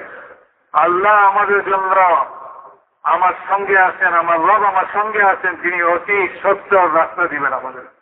কাল্লা ইন্না মাইয়া রব্বি সায়াহদিন, অতি সত্য আমাকে রাস্তা দিবেন। তো রাস্তা কি দিলেন? বললেন যে আল্লাহ তাআলা মূসা আলাইহিস সালামকে হুকুম দিলেন, ইদরিব বিআসাকাল বাহর, কুদরতকে জাহির করতে। তো দেখেন লাঠি, আল্লাহ হুকুম করতেছেন, এই লাঠি দিয়ে আপনি সমুদ্রের উপরে মারেন। বিশাল সমুদ্র, ছোট্ট একখান লাঠি, সমুদ্রের উপরে মারবার হুকুম দিতেন। আর যদি একটা ফেরাউনের মাথায় মারতে কইতেন, চাইলেও বুঝে খাটত, একটা মাথা হইলেও ফাটত। এই বিশাল সমুদ্রের উপরে পাথর, এই হাতের লাঠি মারতে বলতেছেন, এটা তো জ্ঞান বুদ্ধিতে খাটে না। তোমার জ্ঞান বুদ্ধি কি? তুমি তো জাহেল, তুমি আল্লাহকে চেনো না, তুমি জাহেল, তুমি আল্লাহর ক্ষমতাকে জানো না, তুমি জাহেল, তুমি মূর্খ, তুমি অজ্ঞ। অজ্ঞ লোকের কি বুঝে আসে? পরে একে একে কত হয় জিজ্ঞাসা করলো, কইতে পারে না। দুই দিয়ে কত হয় এটাও কইতে পারে না। অজ্ঞ, অজ্ঞ কি বুঝে? তো অজ্ঞ লোক কি করে বুঝবে? আল্লাহর ক্ষমতাকে কি করে বুঝবে? আল্লাহ তার ক্ষমতাকে জাহির করতেছে। আল্লাহ যারা বলতেছেন, মূসা আপনার হাতের লাঠি দ্বারা সমুদ্রের উপরে যারা দুনিয়ার জ্ঞানী বলে নিজেদেরকে দাবি করে, তারা কয় যে এটা কেমন হুকুম হইল, আরে ফেরাউনের মাথায় মারতে করলেও তো একটা মাথা হইলেও ফাটত, সমুদ্রে এই লাঠি মেরে কি লাভ হবে? বিশাল সমুদ্র। আল্লাহ তাআলা তার কুদরতকে জাহির করতে চান, আল্লাহ তার ক্ষমতাকে দেখাইতে চান। আল্লাহ তাআলার হুকুম পুরা হবে, এটার সঙ্গে সঙ্গে আল্লাহর ক্ষমতা জাহির হবে। হযরত মাওলানা ইউসুফ সাহেব রাহমাতুল্লাহ আলাইহি বলতেন এই কথা যে আল্লাহ তাআলা মূসা আলাইহিস সালামকে সমুদ্রে লাঠি মারতে যে বলছেন, মূসা আলাইহিস সালাম সমুদ্রে লাঠি মারেন নাই, সমস্ত তথাকথিত জ্ঞানী লোকদের জ্ঞানের উপরে লাঠি মারছে। ভুয়া জ্ঞানী জ্ঞানের দাবি করে যে আল্লাহর ক্ষমতাকে জানে না, আল্লাহকে চিনে না, আল্লাহ তাআলার ওয়াদাকে জানে না, আল্লাহর নিয়মকে জানে না, দুনিয়াকে বোঝে না, দুনিয়ার পরবর্তী জীবন আখিরাতের সেটা কেউ জানে না। তো তার কাছে জ্ঞান বলতে কিছুই নেই, শুধু জ্ঞানের দাবি ছাড়া আর কিছুই নেই। এরকম জ্ঞানের দাবিদার যারা, মূসা আলাইহিস সালামের লাঠি এই সমস্ত জ্ঞানের দাবিদারদের মাথায় পড়ে। মূসা আলাইহিস সালাম সমুদ্রের উপরে লাঠি মারতেন, আল্লাহ তার কুদরতের দ্বারা 12টা রাস্তা সৃষ্টি করে পানিকে দুই দিকে খাড়া করে দিয়া মাঝখান দিয়া রাস্তা, সমুদ্রের চলন্ত পানি তার স্রোত এটাকে বন্ধ করে দিয়ে দুই দিকে দেওয়ালের মতো খাড়া করে দিয়ে আল্লাহ সৃষ্টি সমুদ্র, আল্লাহ এর মধ্যে যা ইচ্ছা তা করতে পারে, রাস্তা করে দিচ্ছে। বনি ইসরাঈলের মূসা আলাইহিস সালামের কওমের 12 বংশ, 12 খানদান, তারা প্রত্যেকের জন্য ভিন্ন ভিন্ন রাস্তা তারা পার হয়ে চলে। আল্লাহ তাআলা মূসা আলাইহিস সালামকে হুকুম দিয়েছেন রাস্তাকে মিলাইবার চেষ্টা করেন না, যেমনি আছে অমনি রাখেন। ওয়াতরুকিল বাহরা রাহবা। ফেরাউন আসছে, ফেরাউনকে ওই রাস্তার মধ্যে ঢুকেইছেন আল্লাহ তাআলা। যখন মাঝ মধ্যে পৌঁছছে, আল্লাহ পানিকে হুকুম দিয়েছেন মিলে যাও। সমুদ্রের তলদেশে ডুবতেছে, উপরে পানি মিলে গেছে। এই সময় যখন মউতের ফেরেশতা হাজির হয়ে গেছে, তখন বলে আমানতু আন্নাহু লা ইলাহা ইল্লাল্লাযী আমানাত বিহি বানু ইসরাঈল ওয়া আনা মিনাল মুসলিমিন। এই সময় সে কি বলে? যখন সে মউতের ফেরেশতাকে দেখতেছে, আর কোনো উপায় নাই, সে বলে আমি ঈমান আনলাম ওই আল্লাহর উপরে যিনি ছাড়া কোনো মাবুদ নাই, যার উপরে বনি ইসরাঈল ঈমান আনছে। এটুকু বইলেও সে চিন্তা করতেছে এইটুকু কবুল হয় না হয়। সঙ্গে সঙ্গে কয় যে আনা মিনাল মুসলিমিন, আমি আল্লাহ তাআলার সামনে আত্মসমর্পণকারী, আল্লাহর হুকুমের সামনে আত্মসমর্পণকারী হয়ে গেলাম, মুসলমান হয়ে গেলাম। আল্লাহ তাআলা উত্তরে বলছে আল আনা, নয়টা আমার ক্ষমতার আমার কুদরতের নিদর্শন তোমাকে দেখাইলাম, তুমি সব জায়গায় অস্বীকার করলা। এখন যখন আমার শেষ নিদর্শন এসে পৌঁছে ক্ষমতা কি বলে, তুমি এত বড় মিশরের রাজত্বের দাবিদার ছিলে, আলাইসা লি মুলকু মিসরা ওয়া হাযিহিল আনহারু তাজরি মিন তাহতি আফালা তুবসিরুন। ফেরাউনের দাবি, এই মিশরের রাজত্ব কি আমার নয়? এই সমস্ত নদী নালাগুলা সব আমার হুকুমে প্রবাহিত নয়? আফালা তুবসিরুন, তোমরা কি দেখো না, তোমরা কি বুঝো না? ফেরাউনের দাবি ছিল। এরকম দাবিদার বহু দুনিয়াতে আছে। সারা দুনিয়ার সমস্ত রাজত্ববানাদের একদিন আল্লাহ তাআলা তার সমস্ত অহংকারকে চুরমার করবেন এবং তাকে তার জান বের করে নেবেন। তার চোখ থাকবে, কান থাকবে, তার হাত থাকবে, পাও থাকবে, না চোখ দেখবে, না কান শুনবে, না মুখ কথা বলবে, না দেবাক কোনো জিনিস বুঝবে, না হাত পাওয়ার কোনো নড়াচড়া থাকবে। সারা দুনিয়ার সমস্ত পালওয়ানদেরকে হারাইয়া যে বিশ্ব চ্যাম্পিয়ন পালওয়ান হয়ে গেল, তার জন্য এই দশা। ওই মুহূর্ত তারও আসবে যে মুহূর্তে আল্লাহর ফেরেশতা যাকে আল্লাহ তাআলা তার জান বের করার জন্য নিযুক্ত করছেন, তারও জান বের করে নেবে। কোন পালওয়ানগিরি চলবে না। ওই পালওয়ানের সমস্ত দেহ নিস্তব্ধ হয়ে পড়ে থাকে। মেরে মহতারাম দোস্তা বুজুর্গ, قل يتوفاكم ملك الموت الذي وكل بكم ثم إلى ربكم ترجعون। নবীজি বলে দেন যে ফেরেশতাকে তোমার জান বের করার জন্য নিযুক্ত করেছি, সেই ফেরেশতা তোমার জান বের করে নিয়ে আসবে। এরপর তোমার গতি না চাঁদের দিকে, না সূর্যের দিকে, না কোনো দিকে, মানে তোমার গতি একটাই হবে, তুমি তোমার রবের কাছে পৌঁছবে, তোমার পালন কর্তার কাছে তুমি অবশ্যই পৌঁছবে, তোমার সৃষ্টিকর্তার কাছে তোমাকে হাজিরা দিতেই হবে। তো মেরে মহতারাম দোস্তা বুজুর্গ, ওইখানে ওই মুহূর্তে ফেরাউনও কলমা পড়তেছে, আল্লাহ তাআলা তার কলমাকে কবুল করেন। মানে আমার শেষ নিদর্শন যখন আসবে তখন কলমা কোনো কাজে আসবে। আমার ক্ষমতাকে ইয়াকিন করবে, আমার উপরে বিশ্বাস করবে, আমাকে কর্তাদত্ত মনে করবে, আমার মাটাকে সত্য জানবে, আমার নিয়ম ধারাকে সত্য জানবে, দুনিয়ার হাকিকতকে বুঝবে আর আখিরাতের হাকিকতকে বুঝবে, বুঝে সে দুনিয়ার জিন্দেগি যাপন করবে। মেরে মুহতারাম দোস্তা বুজুর্গ, মৃত্যুর ফেরেশতা যখন হাজির হয়ে যাবে আর জীবনও নাই, আর কোনো সুযোগও নেই, সব শেষ। সেই জন্য মেরে মুহতারাম দোস্তা বুজুর্গ, আল্লাহ তাআলা হর জমানাতে দাওয়াত ও তাবলীগের কাজকে দুনিয়াতে নবী পাঠায়া করে। সর্বশেষ নবী জনাব রাসূলুল্লাহ সাল্লাল্লাহু আলাইহি ওয়াসাল্লাম, উনিও দাওয়াত দিতেছেন, লোকদেরকে আখিরাতের কথা বলতেছেন, তোমাদেরকে পুনরায় জীবিত করা হবে, তোমাদেরকে পুনরায় জীবিত করা হবে। মেরে মুহতারাম দোস্তা বুজুর্গ, ওয়াদারব লানা মাসালাম ওয়া নাসিয়া খালকা। মানুষ আল্লাহ সম্পর্কে বিভিন্ন কথা বলে, অথচ নিজের সৃষ্টিকে সে চিন্তা করে না, ভুলে গেছে সে কিভাবে সৃষ্টি হলো, আমি তাকে কিভাবে সৃষ্টি করলাম, এটাকে সে চিন্তাই করে না, সে এটাকেই ভুলে গেছে। قال من يحيي العظام وهي رميم। একজন কাফের হুজুর আকরাম সাল্লাল্লাহু আলাইহি ওয়াসাল্লামের সামনে একটা পুরানা মাটিতে খাওয়া হাড্ডি যা ঝুরঝুরা হয়ে গেছে, এটাকে নিয়ে আইসা আঙ্গুল দিয়ে ডলার দিয়ে দেবে পাউডারে বানাই ফেলছে, ফু দিয়া উড়াই দিচ্ছে। তারপরে জিজ্ঞাসা করতেছে যে হাড্ডিকে পুনরায় জীবিত করবে, আপনি যে আল্লাহর কথা বলতেছেন পুনরায় জীবিত করবেন, এই হাড্ডিকেও জীবিত করবে? আল্লাহ তাআলা কোরআনে পাকের মধ্যে আয়াত নাযিল করছে, তার কথাকে উল্লেখ করছে। قال من يحيي العظام وهي رميم। মাটিতে খাওয়া ঝুরঝুরা এই হাড্ডিকে কে পুনরায় জীবিত করবে? আল্লাহ তাআলা শুরুতে বলেন ওয়া নাসিয়া খালকা।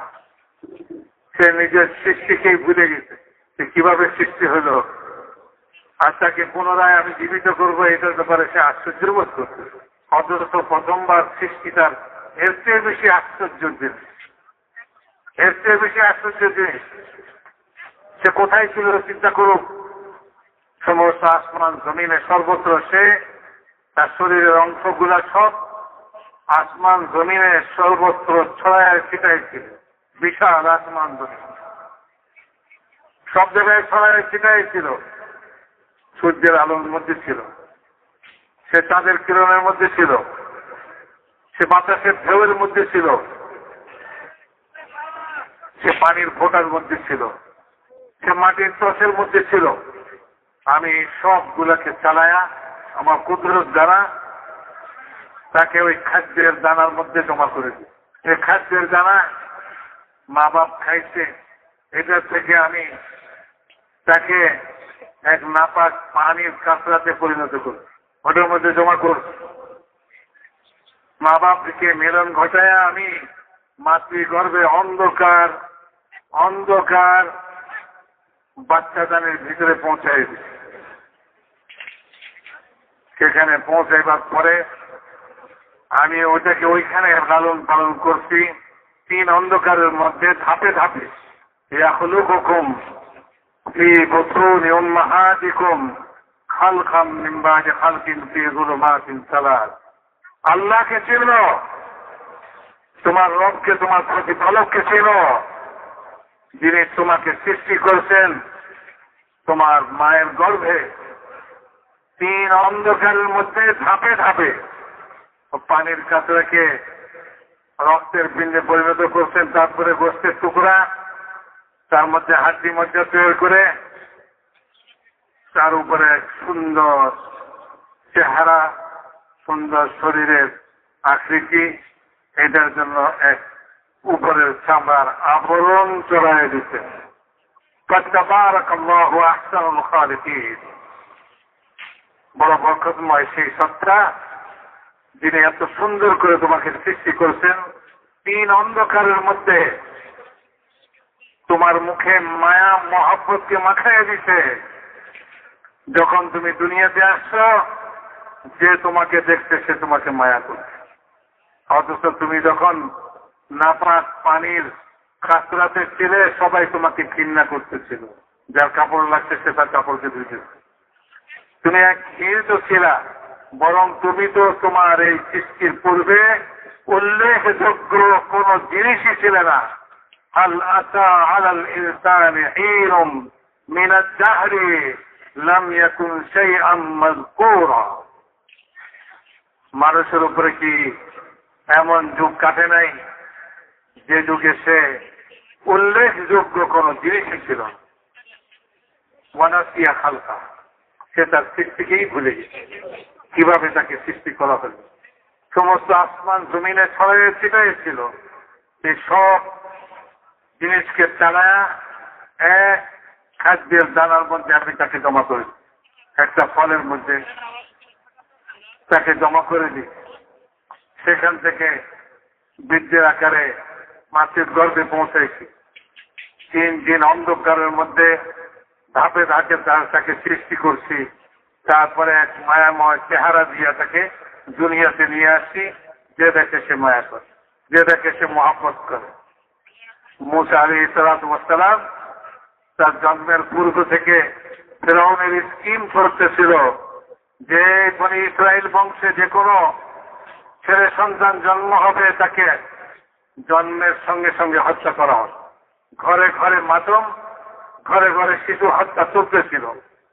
আল্লাহ তাআলা তার কুদরতকে জাহির করার জন্য মুসা আলাইহিস সালামকে দুনিয়াতে আনলেন। মুসার মা ভয়ে অস্থির ছিলেন যে বাচ্চার কান্নার আওয়াজ বাইরে গেলেই ফিরআউনের লোকজন এসে হত্যা করবে। আল্লাহ তাআলা তার কুদরত আর ক্ষমতাকে জাহির করতেছেন। আল্লাহ তাআলা বলতেছেন, এই মুসার মা, তোমার যদি তুমি এই বাচ্চাকে দুধ পান করাইতে থাকো, যদি তোমার ভয় লাগে তো তুমি আমার কাছে দিয়ে যাও, কোনো ভয় করো না, কোনো চিন্তা করো না, আমি এই বাচ্চাকে অতি সত্বর তোমার কোলে আবার ফিরে দিব। মেরে মহতারাম দোস্তা বুঝব, এক বাচ্চার দুশ্মন হলো এক শক্তিশালী জবরদস্ত বাচ্চা। এরকম এক বাচ্চা যে দুধ পান করে, দুধের বাচ্চা, তার দুশ্মন শক্তিশালী এক বাচ্চা।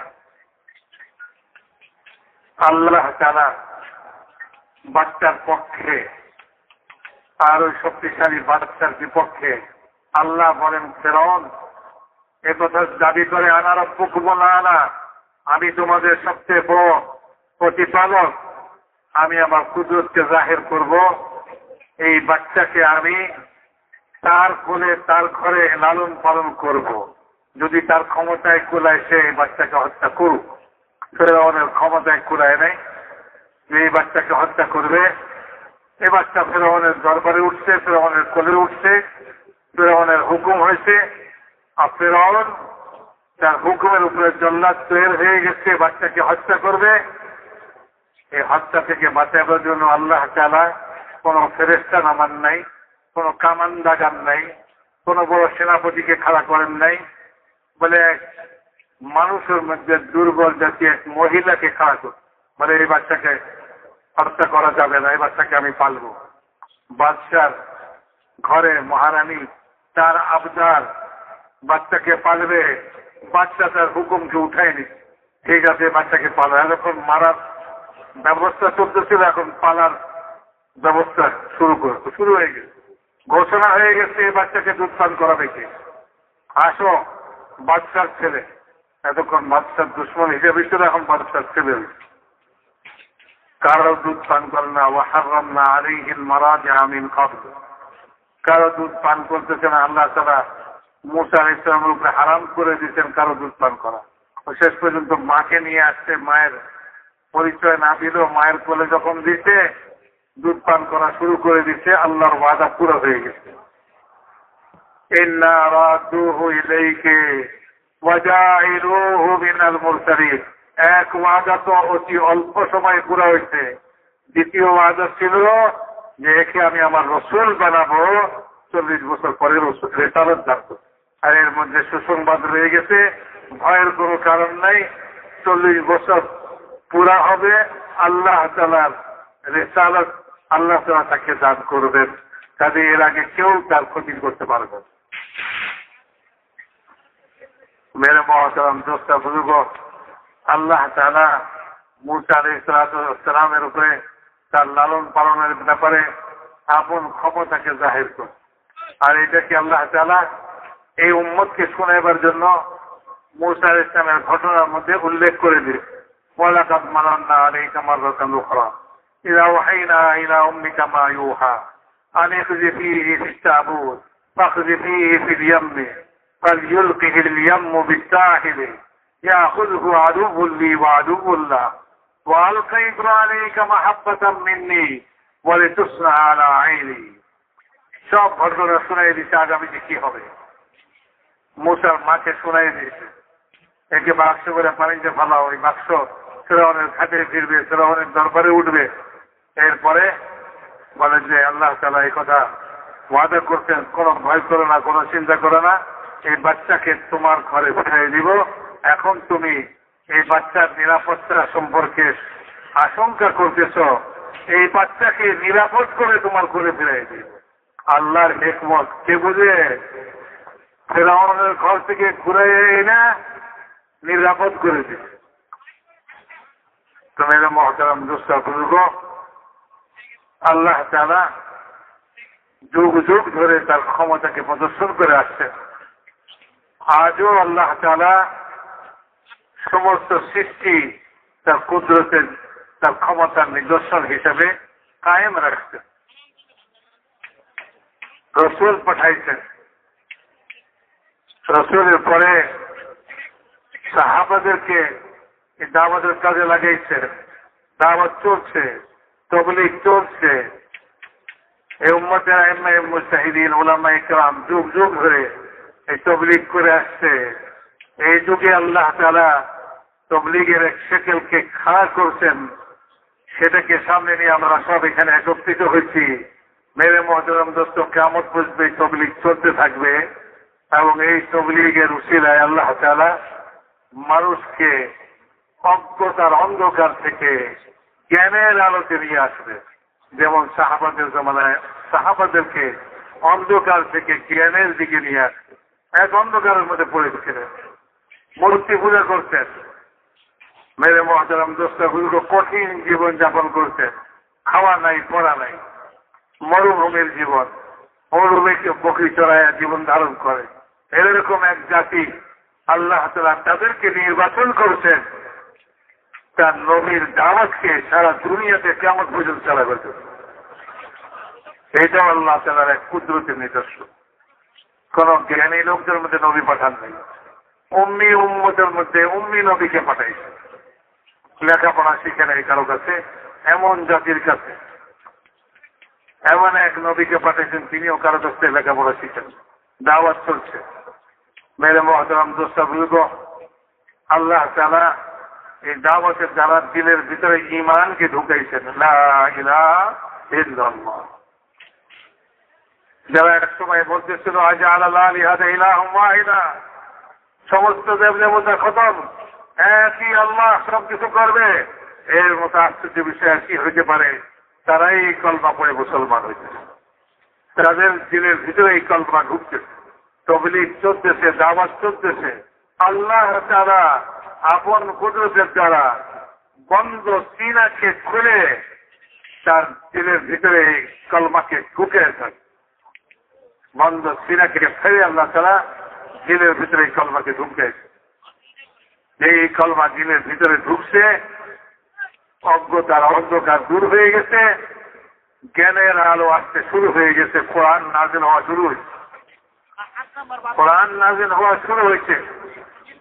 যতই কোরআন নাযিল হয় ততই জ্ঞানের আলো বাড়তে থাকে, বাড়তে থাকে, বাড়তে থাকে।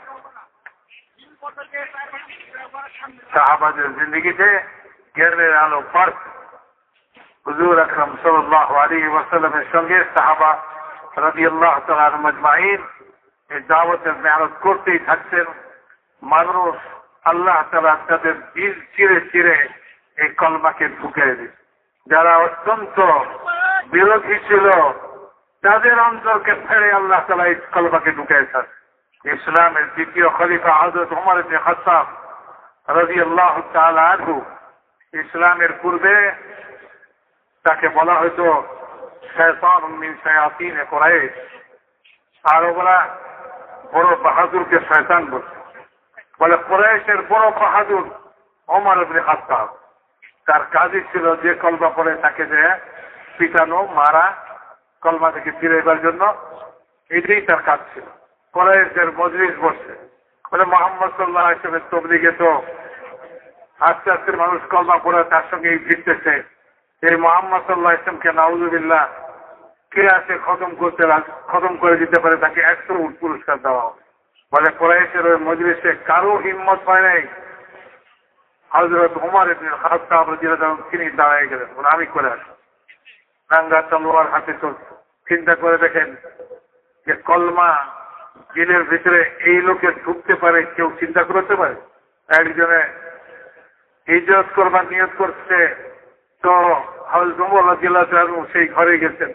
গৃহস্বামী বাইরে ছিল, ঘরে মহিলা ছিল। হযরত ওমর তাদের গাঁটি মুস্কা বান্ধা দেখে একটু দিলটা তার নরম হয়ে গেছিল। তিনি বলছেন, তোমরা চলে যেতেছ, আচ্ছা আল্লাহ তোমাদের সঙ্গী হোক। তার এই দিলের নরম হওয়া দেখে মহিলা একটু আশাবাদী হলেন, ওমর বোধহয় কলমা পড়ে মুসলমান হল। স্বামী যখন ঘরে আসছে তো তখন ওই মহিলা স্বামীকে এই ঘটনা শোনাই দিয়েছেন যে আপনি যদি দেখতেন ওমর ইবনে খাত্তাব আজ কতখানি দিলটা নরম হয়েছে। স্বামী শুনে বলতেছে, তুমি কি মনে করো ওমর কলমা পড়বে? না না, খাত্তাবের গাধা কলমা পড়তে পারে, কিন্তু ওমর কলমা পড়বে না। এতখানি নিরাশ তার সম্পর্কে। ওই ওমরই আজ নাঙ্গা হাতে চলছে। পথে একজনের সঙ্গে দেখা, সে বলল যে কোথায় চলছে এরকম রাগান্বিত ভাবে খোলা তলোয়ার হাতে? বলে এই ব্যক্তিকে খতম করে আছে। সে বলছে, আগে খবর নিজের ঘরের নাও, তোমার বোন বোনাই তো তারা এই কলমা পড়ে মুসলমান হয়ে গেছে। মানে আচ্ছা এই দেখি তা আগে তাদের সঙ্গে বোঝাপড়া করে চলছে বোনের বাড়ির দিকে। সেখানে বোন জামাইকে অনেক মারপিট করছে। এরপরে বোন বলতেছে এই কথা, ওমর তুমি আমাদেরকে জানে মেরে ফেলতে পারো, তুমি জেনে রাখো আমরা জান দিতে পারি, এই কলমা কোনোদিন ছাড়ব না। এই কথা শুনে মাত্র হযরত ওমরের দিল গলে গেছে। হযরত ওমর চিন্তা করতেছেন যে এত বড় কলমা, যে কলমার জন্য জান দিতে প্রস্তুত, নিশ্চয়ই বিশাল কলমা। তখনই নরম হয়ে বলতেছে, আমাকে মুহাম্মদ সাল্লাল্লাহু আলাইহি ওয়াসাল্লামের কাছে নিয়ে চলো। তো নিয়ে আসতেছে। দূর থেকে হযরত বিলাল রাদিয়াল্লাহু আনহু দেখে খবর দিচ্ছেন ভিতরে ওমর আসতেছে। হযরত হামজা রাদিয়াল্লাহু আনহু সেখানে ছিলেন। তিনি বললেন, আসতে দাও, যদি সে ভালো উদ্দেশ্যে আসে তাহলে তো ভালো, আর যদি সে মন্দ উদ্দেশ্যে আসে তো তার তরবারি দিয়া তার গর্দান উড়াইয়া দেওয়া আমাদের কাছে কোনো ব্যাপারই। হযরত ওমর হাজির হয়েছেন, দরজায় আওয়াজ দিতেন। হুজুর সাল্লাল্লাহু আলাইহি ওয়াসাল্লাম বললেন, খুলে দাও। দরজা খুলে দেওয়া হয়েছে। হযরত ওমর ভিতরে ঢুকছেন। হুজুর আকরাম সাল্লাল্লাহু আলাইহি ওয়াসাল্লাম বুকের জামার বুকে ধরে বলতেছেন, ওমর আর কতদিন তুমি এরকম ভাবে থাকবে? হযরত ওমর বলতেছেন, ইয়া রাসূলুল্লাহ, আপনি যে কলমা মানুষের কাছে পেশ করে থাকেন আমার কাছেও পেশ করেন। হুজুর আকরাম সাল্লাল্লাহু আলাইহি ওয়াসাল্লাম কলমা পেশ করছেন, আর তিনি কলমা পড়ে মুসলমান হয়ে গেছেন। আল্লাহ তাআলা এরকম বন্ধ দিলকে চিরে কলমাকে ঢুকিয়ে ছাড়ছে। যখন কিনা দাওয়াতের রাস্তায় জান মালের কোরবানি চলতেছিল, দাওয়াতের রাস্তায় জান মালের কোরবানি চলতেছে। আল্লাহ রসুল স্বয়ং জান মালের কোরবানি, সাহাবা ইকরাম জান মালের কোরবানি, মারপিট অত্যাচার সবকিছুকে সহ্য করতেছে। আল্লাহ সিনাকে ফেলে ফেলে এই সিনার ভিতরে এই কলমাকে প্রবেশ করাইতেছে। আর তোমার মতো মানুষের সিনা ফেলে কলমা ঢুকে দিচ্ছে। আর তোমার ইসলাম কবুল করে বলতেছেন, ইয়া রাসূলুল্লাহ, চলেন বাইতুল্লাহকে প্রকাশ্যে নামাজ পড়বো। হুজুরকে নিয়ে সঙ্গে নিয়ে বাইতুল্লাহ থেকে সাহাবাদের সহকারে প্রকাশ্যে নামাজ পড়ে হুজুরকে পৌঁছাই দিচ্ছে। আর মেরে মহতারাম দোস্তা বুজুর্গণ, যেদিন হিজরতের পালা আসছে সেদিন হযরত ওমর রাদিয়াল্লাহু তাআলা আনহু সবাই গোপনে গোপনে গোপনে হিজরত করছে। হযরত ওমর রাদিয়াল্লাহু তাআলা আনহু এক ব্যক্তি ছিলেন, তিনি ঘোষণা দিয়া প্রকাশ্যে হিজরত করতেছেন। তিনি বলতেছেন এই কথা, যদি কারো এরকম মনে চায় যে সে তার মাকে পুত্রহারা করবে, সেজন্য আমার সঙ্গে সামনে এসে মোলাকাত করে। আমি হিজরত করতেছি। কারো হিম্মত হয় নাই আর তোমার সঙ্গে মোকাবেলার জন্য ওখানে যাবে। তুমি মহতারাম দোস্তা বুজুর্গ, আল্লাহ তাআলা দাওয়াতের উসিলায় কলমাকে দিলের মধ্যে ঢুকাইছেন। অন্ধকার, অজ্ঞতার অন্ধকারকে দূর করছেন, অজ্ঞতার অন্ধকারকে দূর করছেন। আল্লাহ কত বড় ক্ষমতাবান, আল্লাহ তার ক্ষমতাকে জাহির করছেন। যুগ যুগ ধরে নবীদের জামানায় তারা ক্ষমতার প্রদর্শনী করাইছেন। হযরত মুহাম্মদ সাল্লাল্লাহু আলাইহি ওয়াসাল্লামের জামানায়ও তার কুদরতকে তিনি জাহির করছেন, তার ক্ষমতাকে তিনি জাহির করেন। হুজুর আকরাম সাল্লাল্লাহু আলাইহি ওয়াসাল্লাম যখন কিনা মক্কার যুবকদের এক দল তাদের পরামর্শক্রমে তারা নবীর ঘরের চারিদিকে রাত্রিবেলায় অবরোধ কায়েম করছে, খোলা নাঙ্গা তলোয়ার হাতে, বলে আমরা একযোগে তার উপরে হামলা করব, তাকে হত্যা করব। হুজুর আকরাম সাল্লাল্লাহু আলাইহি ওয়াসাল্লাম ঘরের মধ্যে যখন চারিদিকে এরকম বেষ্টনী, নাঙ্গা তলোয়ার হাতে, আল্লাহ তার ক্ষমতাকে জাহির করতেছে। তার নবীর কাছে জিবরীল আমিন আলাইহিস সালামকে পাঠাইছেন এই হুকুম দিয়া যে এখনই আপনি হিজরতের উদ্দেশ্যে ঘর থেকে বের হন। জিবরাইল আলাইহিস সালাম বলতেছেন, ইয়া রাসূলুল্লাহ, আপনি এই মুহূর্তে আল্লাহর হুকুম, এই মুহূর্তে আল্লাহ আপনাকে বলতেছেন যে আপনি ঘর থেকে এখনই হিজরতের উদ্দেশ্যে বের হন। অথচ ঘরের চারিদিকে কাফেররা খোলা তলোয়ার হাতে বেষ্টনী কায়েম করে রাখে। এই বেষ্টনী ভেতরে কি করে বের হবে? কোন মানুষ যারা জ্ঞানের দাবি করে তারা উত্তর দেয়, তারা বলেও যে এই মুহূর্তে এই বেষ্টনী ভেদ করে মুহাম্মদ সাল্লাল্লাহু আলাইহি ওয়াসাল্লাম কিভাবে বের হবেন? কোন রাস্তা নেই, কোন উপায় নেই। কিন্তু মেরে মুহতারাম দোস্ত বুজুর্গ, আল্লাহ তাআলার হুকুম আসছে, রাসূল পাক সাল্লাল্লাহু আলাইহি ওয়াসাল্লাম ওই সময় ঘরের দরজা খুলে বের হয়েছেন, হাতে মাটি নিয়েছেন, ঢোল মারছেন। আল্লাহ তাআলা প্রত্যেকের যারা চারিদিকে বেষ্টনী করে খাড়া হয়ে রয়েছে প্রত্যেকের মাথার উপরে ওই চুল ফেলছে এবং সবার মাঝখান থেকে রাসূলুল্লাহ সাল্লাল্লাহু আলাইহি ওয়াসাল্লাম বের হয়ে আসছে। হযরত আবু বকরের ঘরে পৌঁছতেন। হযরত আবু বকরকে সঙ্গে নিয়ে গাড়ে সোর পাহাড়ের গুহাতে উঠছেন, সেখানে 3 দিন অবস্থান করছেন। রাসূলুল্লাহ সাল্লাল্লাহু আলাইহি ওয়াসাল্লাম যখন বের হয়ে চলে গেছেন, ইবলিস শয়তান ওই সমস্ত যুবকদের যারা চারিদিকে ঘেরাও করে রাখছে তাদের কাছে এসে বলছে, তোমার কি করতেছো এখানে? বলে, আমরা পাহারা দিতেছি, এই লোকটা ঘরের ভিতরে থেকে যখনই বেরোবে এক যুগের সময় হামলা করবে। বলে, ওরা নিচে অনেক আগেই বের হয়ে চলে গেছেন আর তোমাদের প্রত্যেকের মাথায় ফুল দিয়ে গেছে। সবাই মাথায় হাত দিয়ে দেখেছে, সত্যি মাথায়, সবার মাথায় ফুল। আরে আমাদের কপালে 2 চোখ, একটু সময়ের জন্য চোখ বন্ধ করি নেই, সর্বক্ষণ দরজার দিকে চেয়ে আসে। আর আমাদের এই বেষ্টনী ভেদ করে উনি কি করে বেঁধে বেরিয়ে গেছে।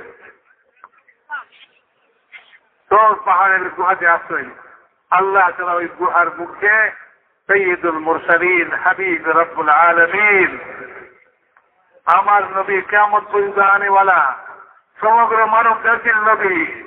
কিয়ামতের ময়দানে আল্লাহ তাআলা যাকে ওই মকাম আর ওই মর্যাদা দান করবেন যা আদম আলাইহিস সালাম থেকে নিয়ে কিয়ামত পর্যন্ত সমগ্র মানুষ ঈর্ষার চোখে দেখবে, সকলেই তার প্রশংসা করবে। মকামে মাহফুজ আল্লাহ তাআলা তার হাবিবকে হেফাজত করার জন্য গুহার মুখে কোন লোহার গ্রিল তৈরি করে দেন নাই, অথবা কোন পাথর কায়েম করে দেন নাই, বরং আল্লাহ তাআলা সেখানে অত্যন্ত দুর্বল মাকড়সার জাল বুনে দিন। মাদারুল্লাযীনা ইত্তাখাযু মিন দুনিল্লাহি আউলিয়া কামাসালিল আনকাবুত ইত্তাখাযাত বাইতান ওয়া ইন্না আওহানাল বুয়ুতি লাবাইতুল আনকাবুত লাউ কানু ইয়ালামুন। আল্লাহ তাআলা বলেন, আল্লাহ ছাড়া যে কোনো সৃষ্টি, যে কোনো মখলুকের কাছে যারা সাহায্য চায় তাদের উদাহরণ এরকমই, যেমন মাকড়সার জাল। মাকড়সার জাল আমাদের এক বুজুর্গ ছিলেন, উনি উদাহরণ দিতেন, বলতেন এক খালি ঘর, বাড়িতে মালিক নাই, মাকড়সায় জাল বুনাইয়া সারা ঘর ভরে ফেলছে। এক কোনায় লাল মাকড়সা, আরেক কোনায় সাদা মাকড়সা, আরেক কোনায় লাল মাকড়সা, কত রং বেরঙের মাকড়সা, সারা ঘর জালে ভরে দিচ্ছে। খালি ঘর, দেওয়ালের উপরে পাখিতে ডিম পাড়ছে, ওই পাখির বাসার খড়কুটা মাকড়সার জালের উপরে পড়ছে, ডিমের ছোলকা জালের উপরে পড়ছে। মাকড়সা অহংকার করে, গর্ব করে, বলে কুটার উপরে কুটা পড়লো, ছিলকার উপরে ছিলকা পড়লো, আমার জাল ছিঁড়ে নাই, আমার জাল কত মজবুত।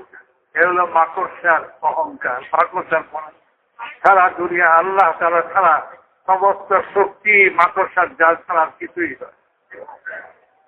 যুগ যুগে এরকম শক্তির বড়াই করনেওয়ালা নমরুদ পয়দা হয়েছে, এক এক জাতি পয়দা হয়েছে, কমে আদ পয়দা হয়েছে, কমে সামুদ পয়দা হয়েছে, ফিরআউন পয়দা হয়েছে, হামানের মধ্যে এরকম মন্ত্রী পয়দা হয়েছে, কারুনের মধ্যে এরকম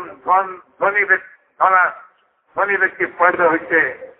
আল্লাহ তাআলা এই সমস্ত শক্তির বড়াই করনেওয়ালা, কেউ রাজস্বের শক্তির বড়াই করতেছে, কেউ মন্ত্রিত্বের, কেউ মাল দৌলতের শক্তির বড়াই করতেছে। এই সমস্ত শক্তিগুলা আল্লাহ তাআলার কাছে মাকড়সার জালের চেয়ে বেশি কিছুই নয়। আল্লাহর এক আযাবের ঝাড়ু, আল্লাহর এক আযাবের ঝাড়ু নমরুদের জালকে সাফ করে দিচ্ছে। আল্লাহ তাআলার এক আযাবের ঝাড়ু ফিরআউনের জালকে সাফ করে দিচ্ছে, হামানের জালকে সাফ করে দিচ্ছে, কারুনের জালকে সাফ করে দিচ্ছে, কওমে আদের জালকে সাফ করে দিচ্ছে, কওমে সামুদের জালকে সাফ করে। মেরে মহতরম দোস্তা বুজুর্গ, যে ঘরে মাকড়সায় জাল বুড়াইছে, ঘরওয়ালা ঘরে আইসা মাকড়সার জাল দেখা কামান দাগায় না, বলে একটা কামান নিয়ে আসো, এত মাকড়সায় জাল বুড়াইছে, এত কামান ছাড়া শেষ করে দেবে না। বলে কোনো কামান নিয়ে আসে না, কোনো অ্যাটম বোমা নিয়ে আসে না। বলে যে সে বলে যে একটা ঝাড়ু লইয়া, একটা ঝাড়ু ঘর ঝাড়ু দেয়, ঝাড়ু লইয়া এক ঝাড়ুতে এক বাড়ি দিতে এক কোনা সাপ, আরেক ঝাড়ুতে আরেক বাড়ি দিতে আরেক কোনা সাপ, আরেক ঝাড়ুতে আরেক বাড়ি দিতে আরেক কোনা সাপ, এভাবে 13 কোনা সাফ করে দিতে, ঘরকে পরিষ্কার করে ফেলতে এক ঝাড়ুর বাড়িতে। মেরে মহতরম দোস্তারা, আমার খোদার কাছে, আল্লাহ তাআলার কাছে এই পরিমাণ ক্ষমতা আছে। এক ঝাড়ুর বাড়ি দুনিয়ার সমস্ত শক্তিকে খতম করে দিতে পারে, গায়রুল্লাহ শক্তিকে খতম করে দিতে পারে। কিন্তু ওই আল্লাহ থেকে অজ্ঞ, যে আল্লাহ এত বড় ক্ষমতার অধিকারী, সে আল্লাহ থেকে অজ্ঞতা, সে আল্লাহর ওয়াদাকে জানে না, এটাই আসল অজ্ঞতা। সে আল্লাহর নিয়ম ধারাকে জানে না, এটাই হলো আসল অজ্ঞতা। অজ্ঞতা এই নয় যে সে ক খ লিখতে পারে না, অজ্ঞতা এটা নয় যে সে কোনো ব্যবসা করতে জানে না, অজ্ঞতা এটা নয় যে সে কোনো ঘর বাড়ি বানাইতে জানে না, অজ্ঞতা এটা নয় যে সে দুনিয়ার কোনো কাম কাজ পারে না। মেরে মহতরম দোস্তা বুজুর্গ, দুনিয়ার কিছুই জানে না, দুনিয়ার কিছুই জানে না এমন জাতিকে খাড়া করছে আল্লাহ তাআলা রাসূল পাক সাল্লাল্লাহু আলাইহি ওয়াসাল্লামের জামানায় সাহাবাদেরকে যারা মরুচারী মরুভূমির বসবাসকারী, লেখাপড়া কিছুই জানে না, এই জাতিকে খাড়া করছে। তারা যখন খাড়া হয়েছে, যে জাতি এক সময় রোম পারস্যকে এইরকম ভয় করত, রাসূল পাক সাল্লাল্লাহু আলাইহি ওয়াসাল্লাম মিনাতে যখন তাদেরকে দাওয়াত দিতেছিলেন আর হুজুর বলতেছিলেন আল্লাহ তাআলা যদি কোনদিন এরকম সময় আনে যে যখন রোম পারস্যের শাহজাদা শাহজাদিরা তোমাদের ঘরে গোলাম বান্দি হয়ে আসবে, সেদিন কি তোমরা আল্লাহ তাআলার তাসবিহ তাহমিদ পড়বে? সেদিন কি আল্লাহ তাআলার একত্ববাদকে তোমরা স্বীকার করবে? লা ইলাহা ইল্লাল্লাহ পড়বে? একজন লোক রাসূলের পাক সাল্লাল্লাহু আলাইহি ওয়াসাল্লামের মুখে হাত দিয়ে খবরদার এরকম কথা বলেন না, রোম পারস্যের শাহজাদা শাহজাদি আমাদের ঘরে গোলাম বান্দি হয়ে আসবে, এরকম কথা আমাদের মুখ দিয়ে যদি বের হয় আর রোম পারস্য যদি শুনতে পায় তা আমাদের এই আরববাসীকে ধূলিসাৎ করে দিবে। রোম পারস্যকে তারা এত ভয় করে যারা, যখন এই কলমা তাদের কাছে আসছে, এই কলমাকে তারা নিচে তাদের অজ্ঞতা দূর হয়ে জ্ঞানের আলো তাদের কাছে আসছে, তারা আল্লাহকে চিনছে, আল্লাহ তাআলার ক্ষমতাকে জানছে, আল্লাহ তাআলার ওয়াদাকে জানছে, আল্লাহ তাআলার নিয়ম ধারাকে জানছে। এলোপাতারি নয়, যেমন তেমন ভাবে নয়, আল্লাহ তাআলাও এক নিয়ম ধারা কায়েম করছেন। আমার ওয়াদাকে নিবার জন্য আমার নিয়মে আসো। মুহাম্মাদুর রাসূলুল্লাহ সাল্লাল্লাহু আলাইহি ওয়াসাল্লাম কিয়ামত পর্যন্তের জন্য মুহাম্মদ সাল্লাল্লাহু আলাইহি ওয়াসাল্লামের তরিকাকে, আমার ওয়াদাকে পাওয়ার রাস্তা বানাই দিলাম। যে ব্যক্তি আমার ওয়াদাকে পেতে চায় সে হযরত মুহাম্মদ সাল্লাল্লাহু আলাইহি ওয়াসাল্লামের তরিকার অনুসরণ করে, তো আমি তার সঙ্গে আমার কিছু ওয়াদাকে পুরা করব। এটা হলো আমার নিয়ম, এটা হলো আমার ধারা। এর বাইরে আমার কারোর সঙ্গে কোনো ওয়াদা নেই, এর বাইরে কোনো ওয়াদা নেই। তো মেরে মোহতারাম দোস্তা বুজুর্গ, আল্লাহ তাআলা ওই জাতিকে, আরব জাতিকে খাড়া করছেন হুজুর আকরাম সাল্লাল্লাহু আলাইহি ওয়াসাল্লামের মেহনতের দ্বারা, তাবলীগের দ্বারা, দাওয়াতের দ্বারা তাদের এই অন্ধকারকে দূর করে দিচ্ছেন এবং তারা আল্লাহ তাআলাকে চিনছেন। তারা দুনিয়াকে বুঝছে, আখিরাতকে বুঝছে, দুনিয়াকে পিছনে রাখছে, আখিরাতকে অগ্রাধিকার দিচ্ছে। আল্লাহ তাআলার ওয়াদাকে তারা জানছে, আল্লাহ তাআলার ওয়াদা দিবার রাস্তাও তারা জানছে।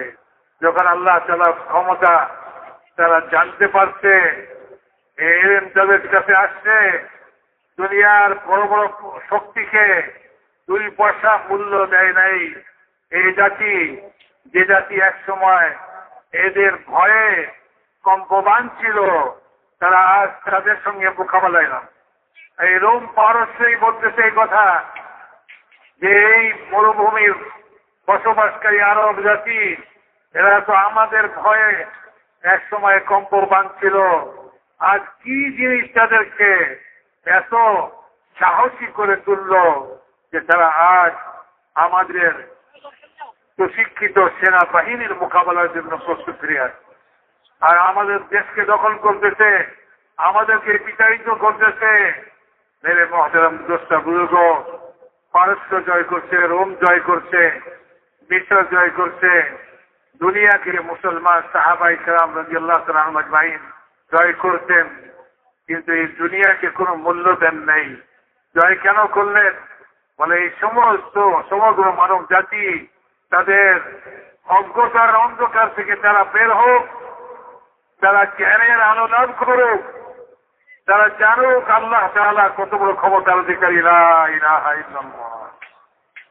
তারা জানুক এই ক্ষমতাশালী আল্লাহ তাআলার কাছে, সর্বোচ্চ শক্তিমান আল্লাহ তাআলার ওয়াদাকে পাওয়ার রাস্তাকে তারা পেয়ে যায় মুহাম্মাদুর রাসূলুল্লাহ সাল্লাল্লাহু আলাইহি ওয়াসাল্লাম। এই কলমার দাওয়াত নিয়ে সিরাজদিকে ছুটতেন। এই কলমা প্রচারই তাদের উদ্দেশ্য ছিল। কোন সোনা চাঁদি হাসিল করা, টাকা পয়সা দেওয়া, জায়গা জমিন দখল করা, কোন ঘর বাড়ি নেওয়া আরামায়েশ করা এগুলি তাদের উদ্দেশ্যই ছিল না। তখনকার যুগে একজন কিছু জমিন ক্রয় করে চাষাবাদ করতে শুরু করছিল। হযরত ওমরের কাছে যখন তার কথা খবর পৌঁছছে, হযরত ওমর রাদিয়াল্লাহু যেন তাকে লিখে পাঠাইছেন, তার কাছে সংবাদ পাঠাইছেন যে জিল্লতের মালা আল্লাহ তাআলা আমাদের গলা থেকে নামায়ে দিচ্ছিলেন, আমি শুনতে পাইলাম তুমি আবার সেই জিল্লতের মালা নিজের গলায় পরে দিছ, হঠাৎ জমিন চাষ করতে শুরু করে দিছ। আরে চাষাবাদ করা আমাদের কাজ না। দুনিয়াতে বহু জাতি আছে, তারা চাষাবাদ করুক, দুনিয়াকে আবাদ করুক। আমাদের কাম তো হলো আল্লাহর দ্বীনকে দুনিয়াতে বন্ধ করা, আল্লাহর কালিমাকে দুনিয়াতে উঁচা করা। এই জন্য নিজেদের গ্রাম, এই জন্য নিজেদের মাল সবকিছুকে কোরবান করা, এটাই হলো আমাদের কাজ। এবং এইটার থেকে আমরা এক বিন্দু সরব। মেরে মহতরম দোস্ত বুজুর্গ, সাহাবারা যখন এই উদ্দেশ্যে এই আরবের জমিন থেকে যেদিকে ছুটছেন সেদিকে আল্লাহ তাআলা তাদের জন্য রাস্তা খুঁজতে থাকছেন। না কোনো পাহাড় তাদের পথে বাধা হইতে পারছে, না কোনো জঙ্গল তাদের পথে বাধা হইতে পারছে, না কোনো সমুদ্র তাদের পথে বাধা হইছে। সাহাবাদের জামাত সমুদ্রের কিনারায় পৌঁছে ওই পারে দুশমন, ওই পারে কলমা পৌঁছাইতে হবে, পারাপারের কোনো ব্যবস্থা নেই। তো সাহাবা রাদিয়াল্লাহু তাআলা মাজমাইন তারা তাদের সওয়ারিগুলিকে এই সমুদ্রের ভিতরে ঢুকে সমুদ্রের ভিতরে নামাই দিতেন। আর এই সমুদ্রের উপর দিয়ে তারা এরকম ভাবে পার হয়ে গেছেন যেরকম শুকনা জমিনের উপর দিয়ে পার হয়ে গেছে। সাহাবাদের কথা হলো যে আমাদের সওয়ারিগুলির আগে পর্যন্ত ভিজে নাই, কেউ বলে না আমাদের সওয়ারির খুর পর্যন্ত ভিজে নাই, সবাই এই সমুদ্রকে পার হয়ে গেছে। আর ওই পারে যারা ছিল তারা যখন দেখলো যে মুসলমানরা এই পারে এইভাবে পার হয়ে আসতেছে, তো তারা বলতেছে দেও আমাদান, দেও আমাদান। আরে দেওদারও বাঁচতেছে, দেওদারও বাঁচতেছে, এরা কোনো মানুষ নয়, এদের সঙ্গে মোকাবেলা করার ক্ষমতা আমাদের নাই। সব ভালো মেরে মহতরম দোস্ত, সাহাবায়ে কেরাম আফ্রিকার জঙ্গলের কাছে পৌঁছছেন। আর সেখানে যারা ছাউনি ঢালবেন জঙ্গলের জানোয়ার কোনো ক্ষতি না করে, জঙ্গলের জানোয়ারকে সরাইতে হবে, জঙ্গলকে খালি করতে হবে। তারা উঠে একজন এক ঘোষণা দিয়ে দিচ্ছে, এই জঙ্গলবাসী পশু জানোয়ার, তোমাদেরকে ঘোষণা দেওয়া হচ্ছে 3 দিনের মধ্যে এই জঙ্গলকে খালি করে দিবে, আমাদের বাহিনী এখানে ছাউনি জানবে। মেরে মহতারাম দোস্তা বুজুর্গ ইতিহাসে লেখে যে জঙ্গলের পশুরা তাদের বাচ্চাদেরকে মুখে নিয়ে এই জঙ্গল ছেড়ে তারা জঙ্গলকে খালি করে দিচ্ছে। এবং সাহাবায়ে কেরাম এই জঙ্গলে অবস্থান করছেন, ওখানে তারা তাদের ছাউনি যাচ্ছেন। মেরে মহতারাম দোস্তা বুজুর্গ, কোনো কিছুই তাদের পথে বাধা হইতে পারে নাই। যখন রোমের বাদশাহ সংকুচিত হইতে হইতে তার দেশটা সবই মুসলমানদের কবজায় চলে আসলো, সে এক শহরের মধ্যে অবরুদ্ধ হইল। তো সে সেখানে চীনের বাদশাহের কাছে চিঠি লিখে পাঠাইল যে আমাকে সাহায্য করো, আমি এদের মোকাবেলায় এরকম ভাবে রাজ্য হারাইতে বসছি, আমাকে তুমি সাহায্য করো। চীনের বাদশাহ সেদিন ওই পত্র বাহকের কাছে জিজ্ঞাসা করছিল যে যাদের মোকাবেলা, যাদের সঙ্গে তাদের অবস্থা কি, তাদের সওয়ারি কেমন, তারা কেমন লোক, সব ঘটনা শুনে চীনের বাদশাহ পত্রের উত্তর লিখছে, আমি তোমাকে সাহায্য করতে পারবো না। কেন পারবো না? এর জন্য নয়, আমি একথা জানি না যে একজন বাদশাহ যদি কোন বাদশার কাছে সাহায্য চায় তাকে সাহায্য করা উচিত। আমি এই কথা জানি না, আমি এই কথা জানি না এমন নয়, আমি অবশ্যই জানি বাদশার কাছে সাহায্য চাইলে বাদশাকে সাহায্য করা উচিত। কিন্তু আমি যা বর্ণনা শুনলাম তাতে আমার একথা বুঝে আসছে, এরা যদি পাহাড়ের সঙ্গে টক্কর নয়, পাহাড়কে শান্ত করে ছাড়বে। এরা যদি তাদের এই অগ্রগতি চলতে থাকে তা একদিন আমার পায়ের নিচের জমিন পর্যন্ত তারা নিয়ে নেবে। আমি তোমাকে উপদেশ দিই, নসিহত করি, তুমি তাদের সঙ্গে যুদ্ধ বিগ্রহ করো না, তাদের সঙ্গে আপোষ সন্ধি করে তুমি সময় কাটাও, তুমি তাদের মোকাবেলা করো। এইটা পত্রের জবাব ছিল। হায়াতুস সাহাবার মধ্যে হযরত মাওলানা ইউসুফ সাহেব রহমতুল্লাহ আলাইহি এই ঘটনা উল্লেখ করত। তো মেরে মহতারাম দোস্তা বুজুর্গ, এরকম এক জাতি যখন জ্ঞানের আলো পাইছে, আল্লাহর ক্ষমতাকে বুঝছে, দুনিয়াকে বুঝছে, আখিরাতকে বুঝছে, আল্লাহর ওয়াদাকে বুঝছে, আল্লাহ পাকের ধারাকে বুঝছে, তো মেরে মহতারাম দরস্তা বুজুর্গ, আল্লাহ পাকের নিয়ম কি? আল্লাহ পাকের নিয়ম কি? কি ধারায় আল্লাহ কাছ থেকে নেওয়া যাবে, কি নিয়মে নেওয়া যাবে? সেটা হলো মুহাম্মদুর রাসূলুল্লাহ সাল্লাল্লাহু আলাইহি ওয়াসাল্লাম। মুহাম্মদ সাল্লাল্লাহু আলাইহি ওয়াসাল্লাম আল্লাহ তাআলার কাছ থেকে যে শরীয়ত নিয়ে আসছেন, যে দ্বীন নিয়ে আসছেন, যে আমাল নিয়ে আসছেন, সেই আমালকে যে করবে আল্লাহ তাআলার সঙ্গে তার সঙ্গে আল্লাহ তাআলা ওয়াদা অবশ্যই পুরা হবে।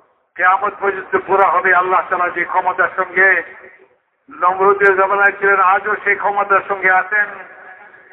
আল্লাহ তাআলা যে ক্ষমতার সঙ্গে ফেরাউনের যুগে ছিলেন, আজও আছেন। যে ক্ষমতার সাথে আল্লাহ তাআলা কওমে আদকে আল্লাহ তাআলা যে ক্ষমতার দ্বারা ধ্বংস করছেন, কওমে সমুদকে ধ্বংস করছেন, কওমে নূহকে ধ্বংস করছেন, সেই ক্ষমতার সাথে আজও আল্লাহ বিদ্যমান আছেন। কিয়ামত পর্যন্ত বিদ্য থাকবেন, অনন্তকাল পর্যন্ত আল্লাহ তাআলা এই ক্ষমতার সঙ্গে থাকবেন। আল্লাহ তাআলার ক্ষমতার মধ্যে বিন্দু মাত্র কোন রকম কম হবে। এই জন্য মেরে মহতারাম দোস্তা বুজুর্গ, এই যুগে, আগামী যুগে, কিয়ামত পর্যন্ত, কিয়ামতের পরবর্তী যুগে, দুনিয়াতে এবং আখিরাতে আল্লাহ তাআলার ওয়াদাকে পাওয়ার রাস্তাই হলো মুহাম্মদ সাল্লাল্লাহু আলাইহি ওয়াসাল্লাম। মুহাম্মদ সাল্লাল্লাহু আলাইহি ওয়াসাল্লাম যে দ্বীন আর যে শরীয়ত আমাদের কাছে নিয়ে আসছে, সেই শরীয়ত এবং সেই দ্বীন, আল্লাহ তাআলার যে ফরজ হুকুম আছে নামাজ, আল্লাহ তাআলার এই ফরজ হুকুমের মাধ্যমে আল্লাহর কাছ থেকে নেওয়া যাবে। এই নামাজকে আদায় করার জন্য, জীবনের সর্বক্ষেত্রে সর্বকাজ আল্লাহ তাআলার হুকুম মতো করার জন্য আল্লাহ তাআলা ইলম নাযিল করছেন। আহলে ইলমের কাছ থেকে এই ইলম সংগ্রহ করতে হবে এবং এই ইলম অনুসারে নিজের জীবনকে কাটাইতে হবে। নিজের জীবনের সর্বক্ষেত্রে এই ইলমের আলোচনা করতে হবে। কোরআন ও হাদিসের ইলম। মেরে মহতারাম দোস্তা বুজুর্গ, আল্লাহ তাআলা যাদেরকে এই ইলম দিয়েছেন, তাদের সিনাকে আল্লাহ তাআলা সমগ্র মানব জাতির মধ্যে তার ইলমের জন্য বাছাই করছেন। এই জন্য মেরে মহতারাম দোস্ত, ইলম ওয়ালাদেরকে সম্মান করতে হবে। যে ইলম ওয়ালাদের অসম্মান করবে অথবা তাদের গীবত করবে, উলামায়ে কেরাম বলেন তাদের অপমৃত্যুর আশঙ্কা রয়েছে। এবং যারা আলেমের গীবত করে, যারা বলে যে তারা অত্যন্ত বিষাক্ত গোশত খায়, এই জন্য যে আলেমের গোশত গীবত করা হলো, যার গীবত করে তার গোশত সে খায় যেন, নিজের ভাইয়ের গোশত খায় না। আল্লাহ তাআলাই বলছেন ওয়ালা তাবতাগু। তো আল্লাহ তাআলাই বলতেছেন এই কথা যে গীবত করো না, তোমার ভাইয়ের গোশত তুমি খাও না। গীবত করা মানে হলো পরনিন্দা করা। কোন আলেমের পরনিন্দা করবো না, যাতে তাদের গোশত আমাকে খাওয়া হয়, আমাকে খাইতে হয়। আর উলামায়ে কেরাম বলেন উলামাদের গোশত অত্যন্ত বিষাক্ত গোশত, যে খাবে সে মন। এই জন্য মেরে মহতারাম দোস্তা বুজুর্গ, ইলম আমাদের জন্য অত্যন্ত অপরিহার্য, অত্যন্ত জরুরি জিনিস। ইলম আমাদেরকে হাসিল করতে হবে। ছোট বয়স থেকে ইলম শিখতেছে, ওস্তাদের কাছে ইলম শিখতেছে। আমাদের জন্য আমরা একটা জীবন ব্যবসা বাণিজ্যে নফরতের মধ্যে আমাদের জিন্দেগি কাটছে। আমরা আল্লাহ তাআলা তৌফিক দিতে দাওয়াতের রাস্তায়, তাবলীগের রাস্তায় সময় লাগায়া আমরা সব জিনিসকে বুঝছি। আমরাও উলামাদের সোহবতে থেকে, উলামাদের খিদমতে হাজির হয়ে তাদের কাছ থেকে আমরা আমাদের জরুরি ইলমকে আমরা হাসিল করব এবং আল্লাহ তাআলার ধ্যান আর জিকিরের মধ্যে সর্বমুহূর্ত কাটাইতে হবে। এই জন্য যে সর্বক্ষণ আল্লাহ তাআলা দেখতেছেন, যে আল্লাহ তাআলার ধ্যান এবং জিকিরের মধ্যে কাটায়, কাল কিয়ামতের ময়দানে হাসতে হাসতে বেহেশতে দাখিল হবে। রাসূল পাক সাল্লাল্লাহু আলাইহি ওয়াসাল্লাম নসিহত করতেছেন সাহাবীকে যে তোমার জবান যেন আল্লাহ তাআলার জিকিরে সিক্ত থাকে, এমন অবস্থা তোমার মৃত্যু আসে। মেরে মহতারাম দোস্তা বুজুর্গ, এই জন্য আল্লাহ তাআলার জিকিরও করতে হবে, আল্লাহর ধ্যানের সঙ্গে নামাজ পড়তে হবে, ইলমের সঙ্গে নামাজ পড়তে হবে। জাহিদ মূর্খ অবস্থায় নামাজ নয়, যেমন ধর্ম তরিকায় নামাজ নয়। নামাজের জন্য যে তরিকা বাতায় দিচ্ছেন হযরত মুহাম্মদ সাল্লাল্লাহু আলাইহি ওয়াসাল্লাম, সেই তরিকায় নামাজকে আদায় করতে হবে। এবং মেরে মহতারাম দোস্ত, জীবনের প্রত্যেকটা ক্ষেত্রে ইলমের মুখাপেক্ষী আমরা প্রত্যেকটা ক্ষেত্রে মুহাম্মদ সাল্লাল্লাহু আলাইহি ওয়াসাল্লামের তরিকা মতো আমাদেরকে জীবনযাপন করতে হবে। এবং এই জীবনে আমাদের মুখ্য উদ্দেশ্যই হলো আল্লাহকে রাজি করা। আল্লাহকে রাজি করা, যে আল্লাহকে রাজি করার জন্য মখলুককে নারাজ করে, আল্লাহ একদিন মখলুককে তার প্রতি রাজি করে দেন। আর যে আল্লাহকে নারাজ করে মখলুককে রাজি করে, আল্লাহ তাআলা একদিন এই মখলুককেও তার বিরুদ্ধে নারাজ করে দেন। এই জন্য কোন মখলুকের রেজামন্দি নয়, কেউ সন্তুষ্ট হোক তাতে কিছু আসে যায় না। আল্লাহ সন্তুষ্ট করলে করে দিবেন, কিন্তু আমার উদ্দেশ্য তো হলো এক আল্লাহকে রাজি করা। আল্লাহ ছাড়া আর কাউকে রাজি করার উদ্দেশ্য কোনো কাজের মধ্যে নাই। তবলিগে যাই, সেই নামাজ পড়ি, সেই জিকির করি, সেই তেলাওয়াত করি, সেই জীবনে যে কোনো কাজ আমি করি শুধুমাত্র আল্লাহকে রাজি করার জন্য। আল্লাহ রাজি হয় এমন কাজ করব, আল্লাহ নারাজ হয় এমন কাজ থেকে বিরত থাকে। এটাই আমার জীবনের মুখ্য উদ্দেশ্য। মেরে মহতারাম দোস্ত বুজুর্গ, আজ এই জিনিসই মেরে মহতারাম দোস্ত, কলমা তো আমরা পড়ছি, বেশক মুসলমান আমরা, কিন্তু আজ অজ্ঞতা চেপে বসছে। আজ আমরা দুনিয়ার জিনিসকে বড় করি, দুনিয়াকে ভয় পাই, দুনিয়ার কাছে আশা করি। আল্লাহ তাআলা আমাদের দিলের ভিতর থেকে মখলুকের, আল্লাহ ছাড়া সমস্ত মখলুকের ভয়, ভীতি, আশা, আকাঙ্ক্ষা এই সব কিছুকে আল্লাহ তাআলা দূর করে এক আল্লাহর উপরে আমাদের দিলের আশা, আকাঙ্ক্ষা, ভয়, ভীতিকে সৃষ্টি করে দেবেন। এবং আল্লাহ তাআলার হুকুম জীবনের সর্বক্ষেত্রে আমরা পালন করতে পারি। এটার জন্যই আল্লাহর রাস্তায় বের হয়ে 4 মাস নিজের ঘর সংসার থেকে, নিজের সমস্ত দুনিয়ার কার্যকলাপ থেকে আলাদা হয়ে মসজিদের পরিবেশে আল্লাহ এবং আখিরাতের কথা, এই সমস্ত কথা আলোচনা করার দ্বারা, এই সমস্ত কথা শোনার দ্বারা আল্লাহ তাআলা আমাদের দিলের অন্ধকারকে দূর করে দেবেন, আমাদের জিন্দেগিকে সুন্দর করে দেবেন, ঠিক করে দেবেন। এই জন্য আমরা সকলে তৈরি আছি কি আছি না ভাই? আল্লাহ তাআলা আমাদের সকলকে তৌফিক নসিব ফরমান। আসলে কথা হলো আমাদের জমা হওয়া দুনিয়াতে ছড়ায় পড়ার জন্য। যেমন সাহাবাদের জমানায় তারা এটাই বুঝতেন, আমাদের জমা হওয়া ছড়ায় পড়ার জন্য, এখানে জমা হওয়াও ছড়ায় পড়ার জন্য। এই জন্য নয় যে আমরা জমা হইলাম, কথাবার্তা শুনলাম, আবার নিজের কাজ কারবার, আমার নিজের দুনিয়াবি খোঁজগুলি, এই সমস্ত জিনিসের মধ্যে আমি লিপ্ত হয়ে গেলাম। বরং এখান থেকে তো সকলের এলাদা এটাই হওয়ার চাই যে আমরা দুনিয়ার ঠিকানা আছে আমাদের দেশে সর্বোচ্চ আমরা ছড়ায় পড়ব এবং আল্লাহর কালেমা এরকম ভাবে দুনিয়াতে জিন্দা হয়ে যায় যে মানুষের দিলের অন্ধকার দূর হয়ে যায় এবং যারা আলোর মধ্যে এসে যায়, দুনিয়া আখিরাত তাদের ভরে যায়, সুন্দর হয়ে যায়, আল্লাহ রাজি হয়ে যায়। দুনিয়ার জিন্দগিকে আল্লাহ তাআলা সুন্দর থেকে সুন্দর করে দেন, আখিরাতের জিন্দগিও সুন্দর থেকে সুন্দর করে দেন। দুনিয়ার চেয়ে আখিরাতের মূল্য সাহাবাদের দিলের ভিতরে পয়দা হয়েছিল। এই জন্য দুনিয়ার চেয়ে আখিরাতকে তারা অগ্রাধিকার, দুনিয়ার চেয়ে আখিরাতকে তারা অগ্রাধিকার দিন। মেরে মুহতারাম দোস্ত বুজুর্গ, আমাদেরও আখিরাতকে আমরা অগ্রাধিকার দিই দুনিয়ার জিন্দগির চেয়ে। তারা আল্লাহর রাস্তায় ফিরছেন, আল্লাহর রাস্তার মৌতকে তারা তালাশ করছেন। আমরা তো এখনো আল্লাহর রাস্তায় ফিরলেও একটু অসুখ বিসুখ হলে বাড়িতে ফিরে যাওয়ার ইরাদা করেছে, বাড়িতে দেয়া দিদির হাতে পানি খায়া ছেলেদের কাঁধে তোরা বংশীয় কবরস্থানে দাফন হওয়ার আশা করি। অথচ সাহাবা রাদিয়াল্লাহু তাআলা আজমাইন দুনিয়ার কোনায় কোনায় তাদের কবর রচনা করেছিলেন। মেরে মুহতারাম দোস্ত বুজুর্গ, কিসের জন্য? আল্লাহর কালেমা দুনিয়াতে বুলন্দ হয়ে যায়, মানুষ জ্ঞানের আলো পেয়ে যাক, দুনিয়াকে বুঝুক, আখিরাতকে বুঝুক, সেটা দুনিয়া বানাক, আখিরাত বানাক, আল্লাহ তার দুনিয়া আখিরাতকে সুন্দর করে দেয়। এর জন্যই তারা তাদের জীবনকে কোরবান করছে। আমরাও মেরে মুহতারাম দোস্ত বুজুর্গ নিজের জীবনের একমাত্র উদ্দেশ্য এটাকেই বানাই যে আমরা তো আল্লাহর কালেমাকে বুলন্দ করার জন্য আল্লাহরই সিপাহী। এই জন্য হিম্মত করে করে যে যেখানে আছি আমরা খাড়া হয়ে শুধু দাঁড়াবো তারাই যারা আল্লাহ রাস্তায় নগদ 4 মাসের জন্য হিম্মত করি, দেশের জন্য বিদেশের জন্য হোক, যারাই মাশাআল্লাহ হিম্মত করি।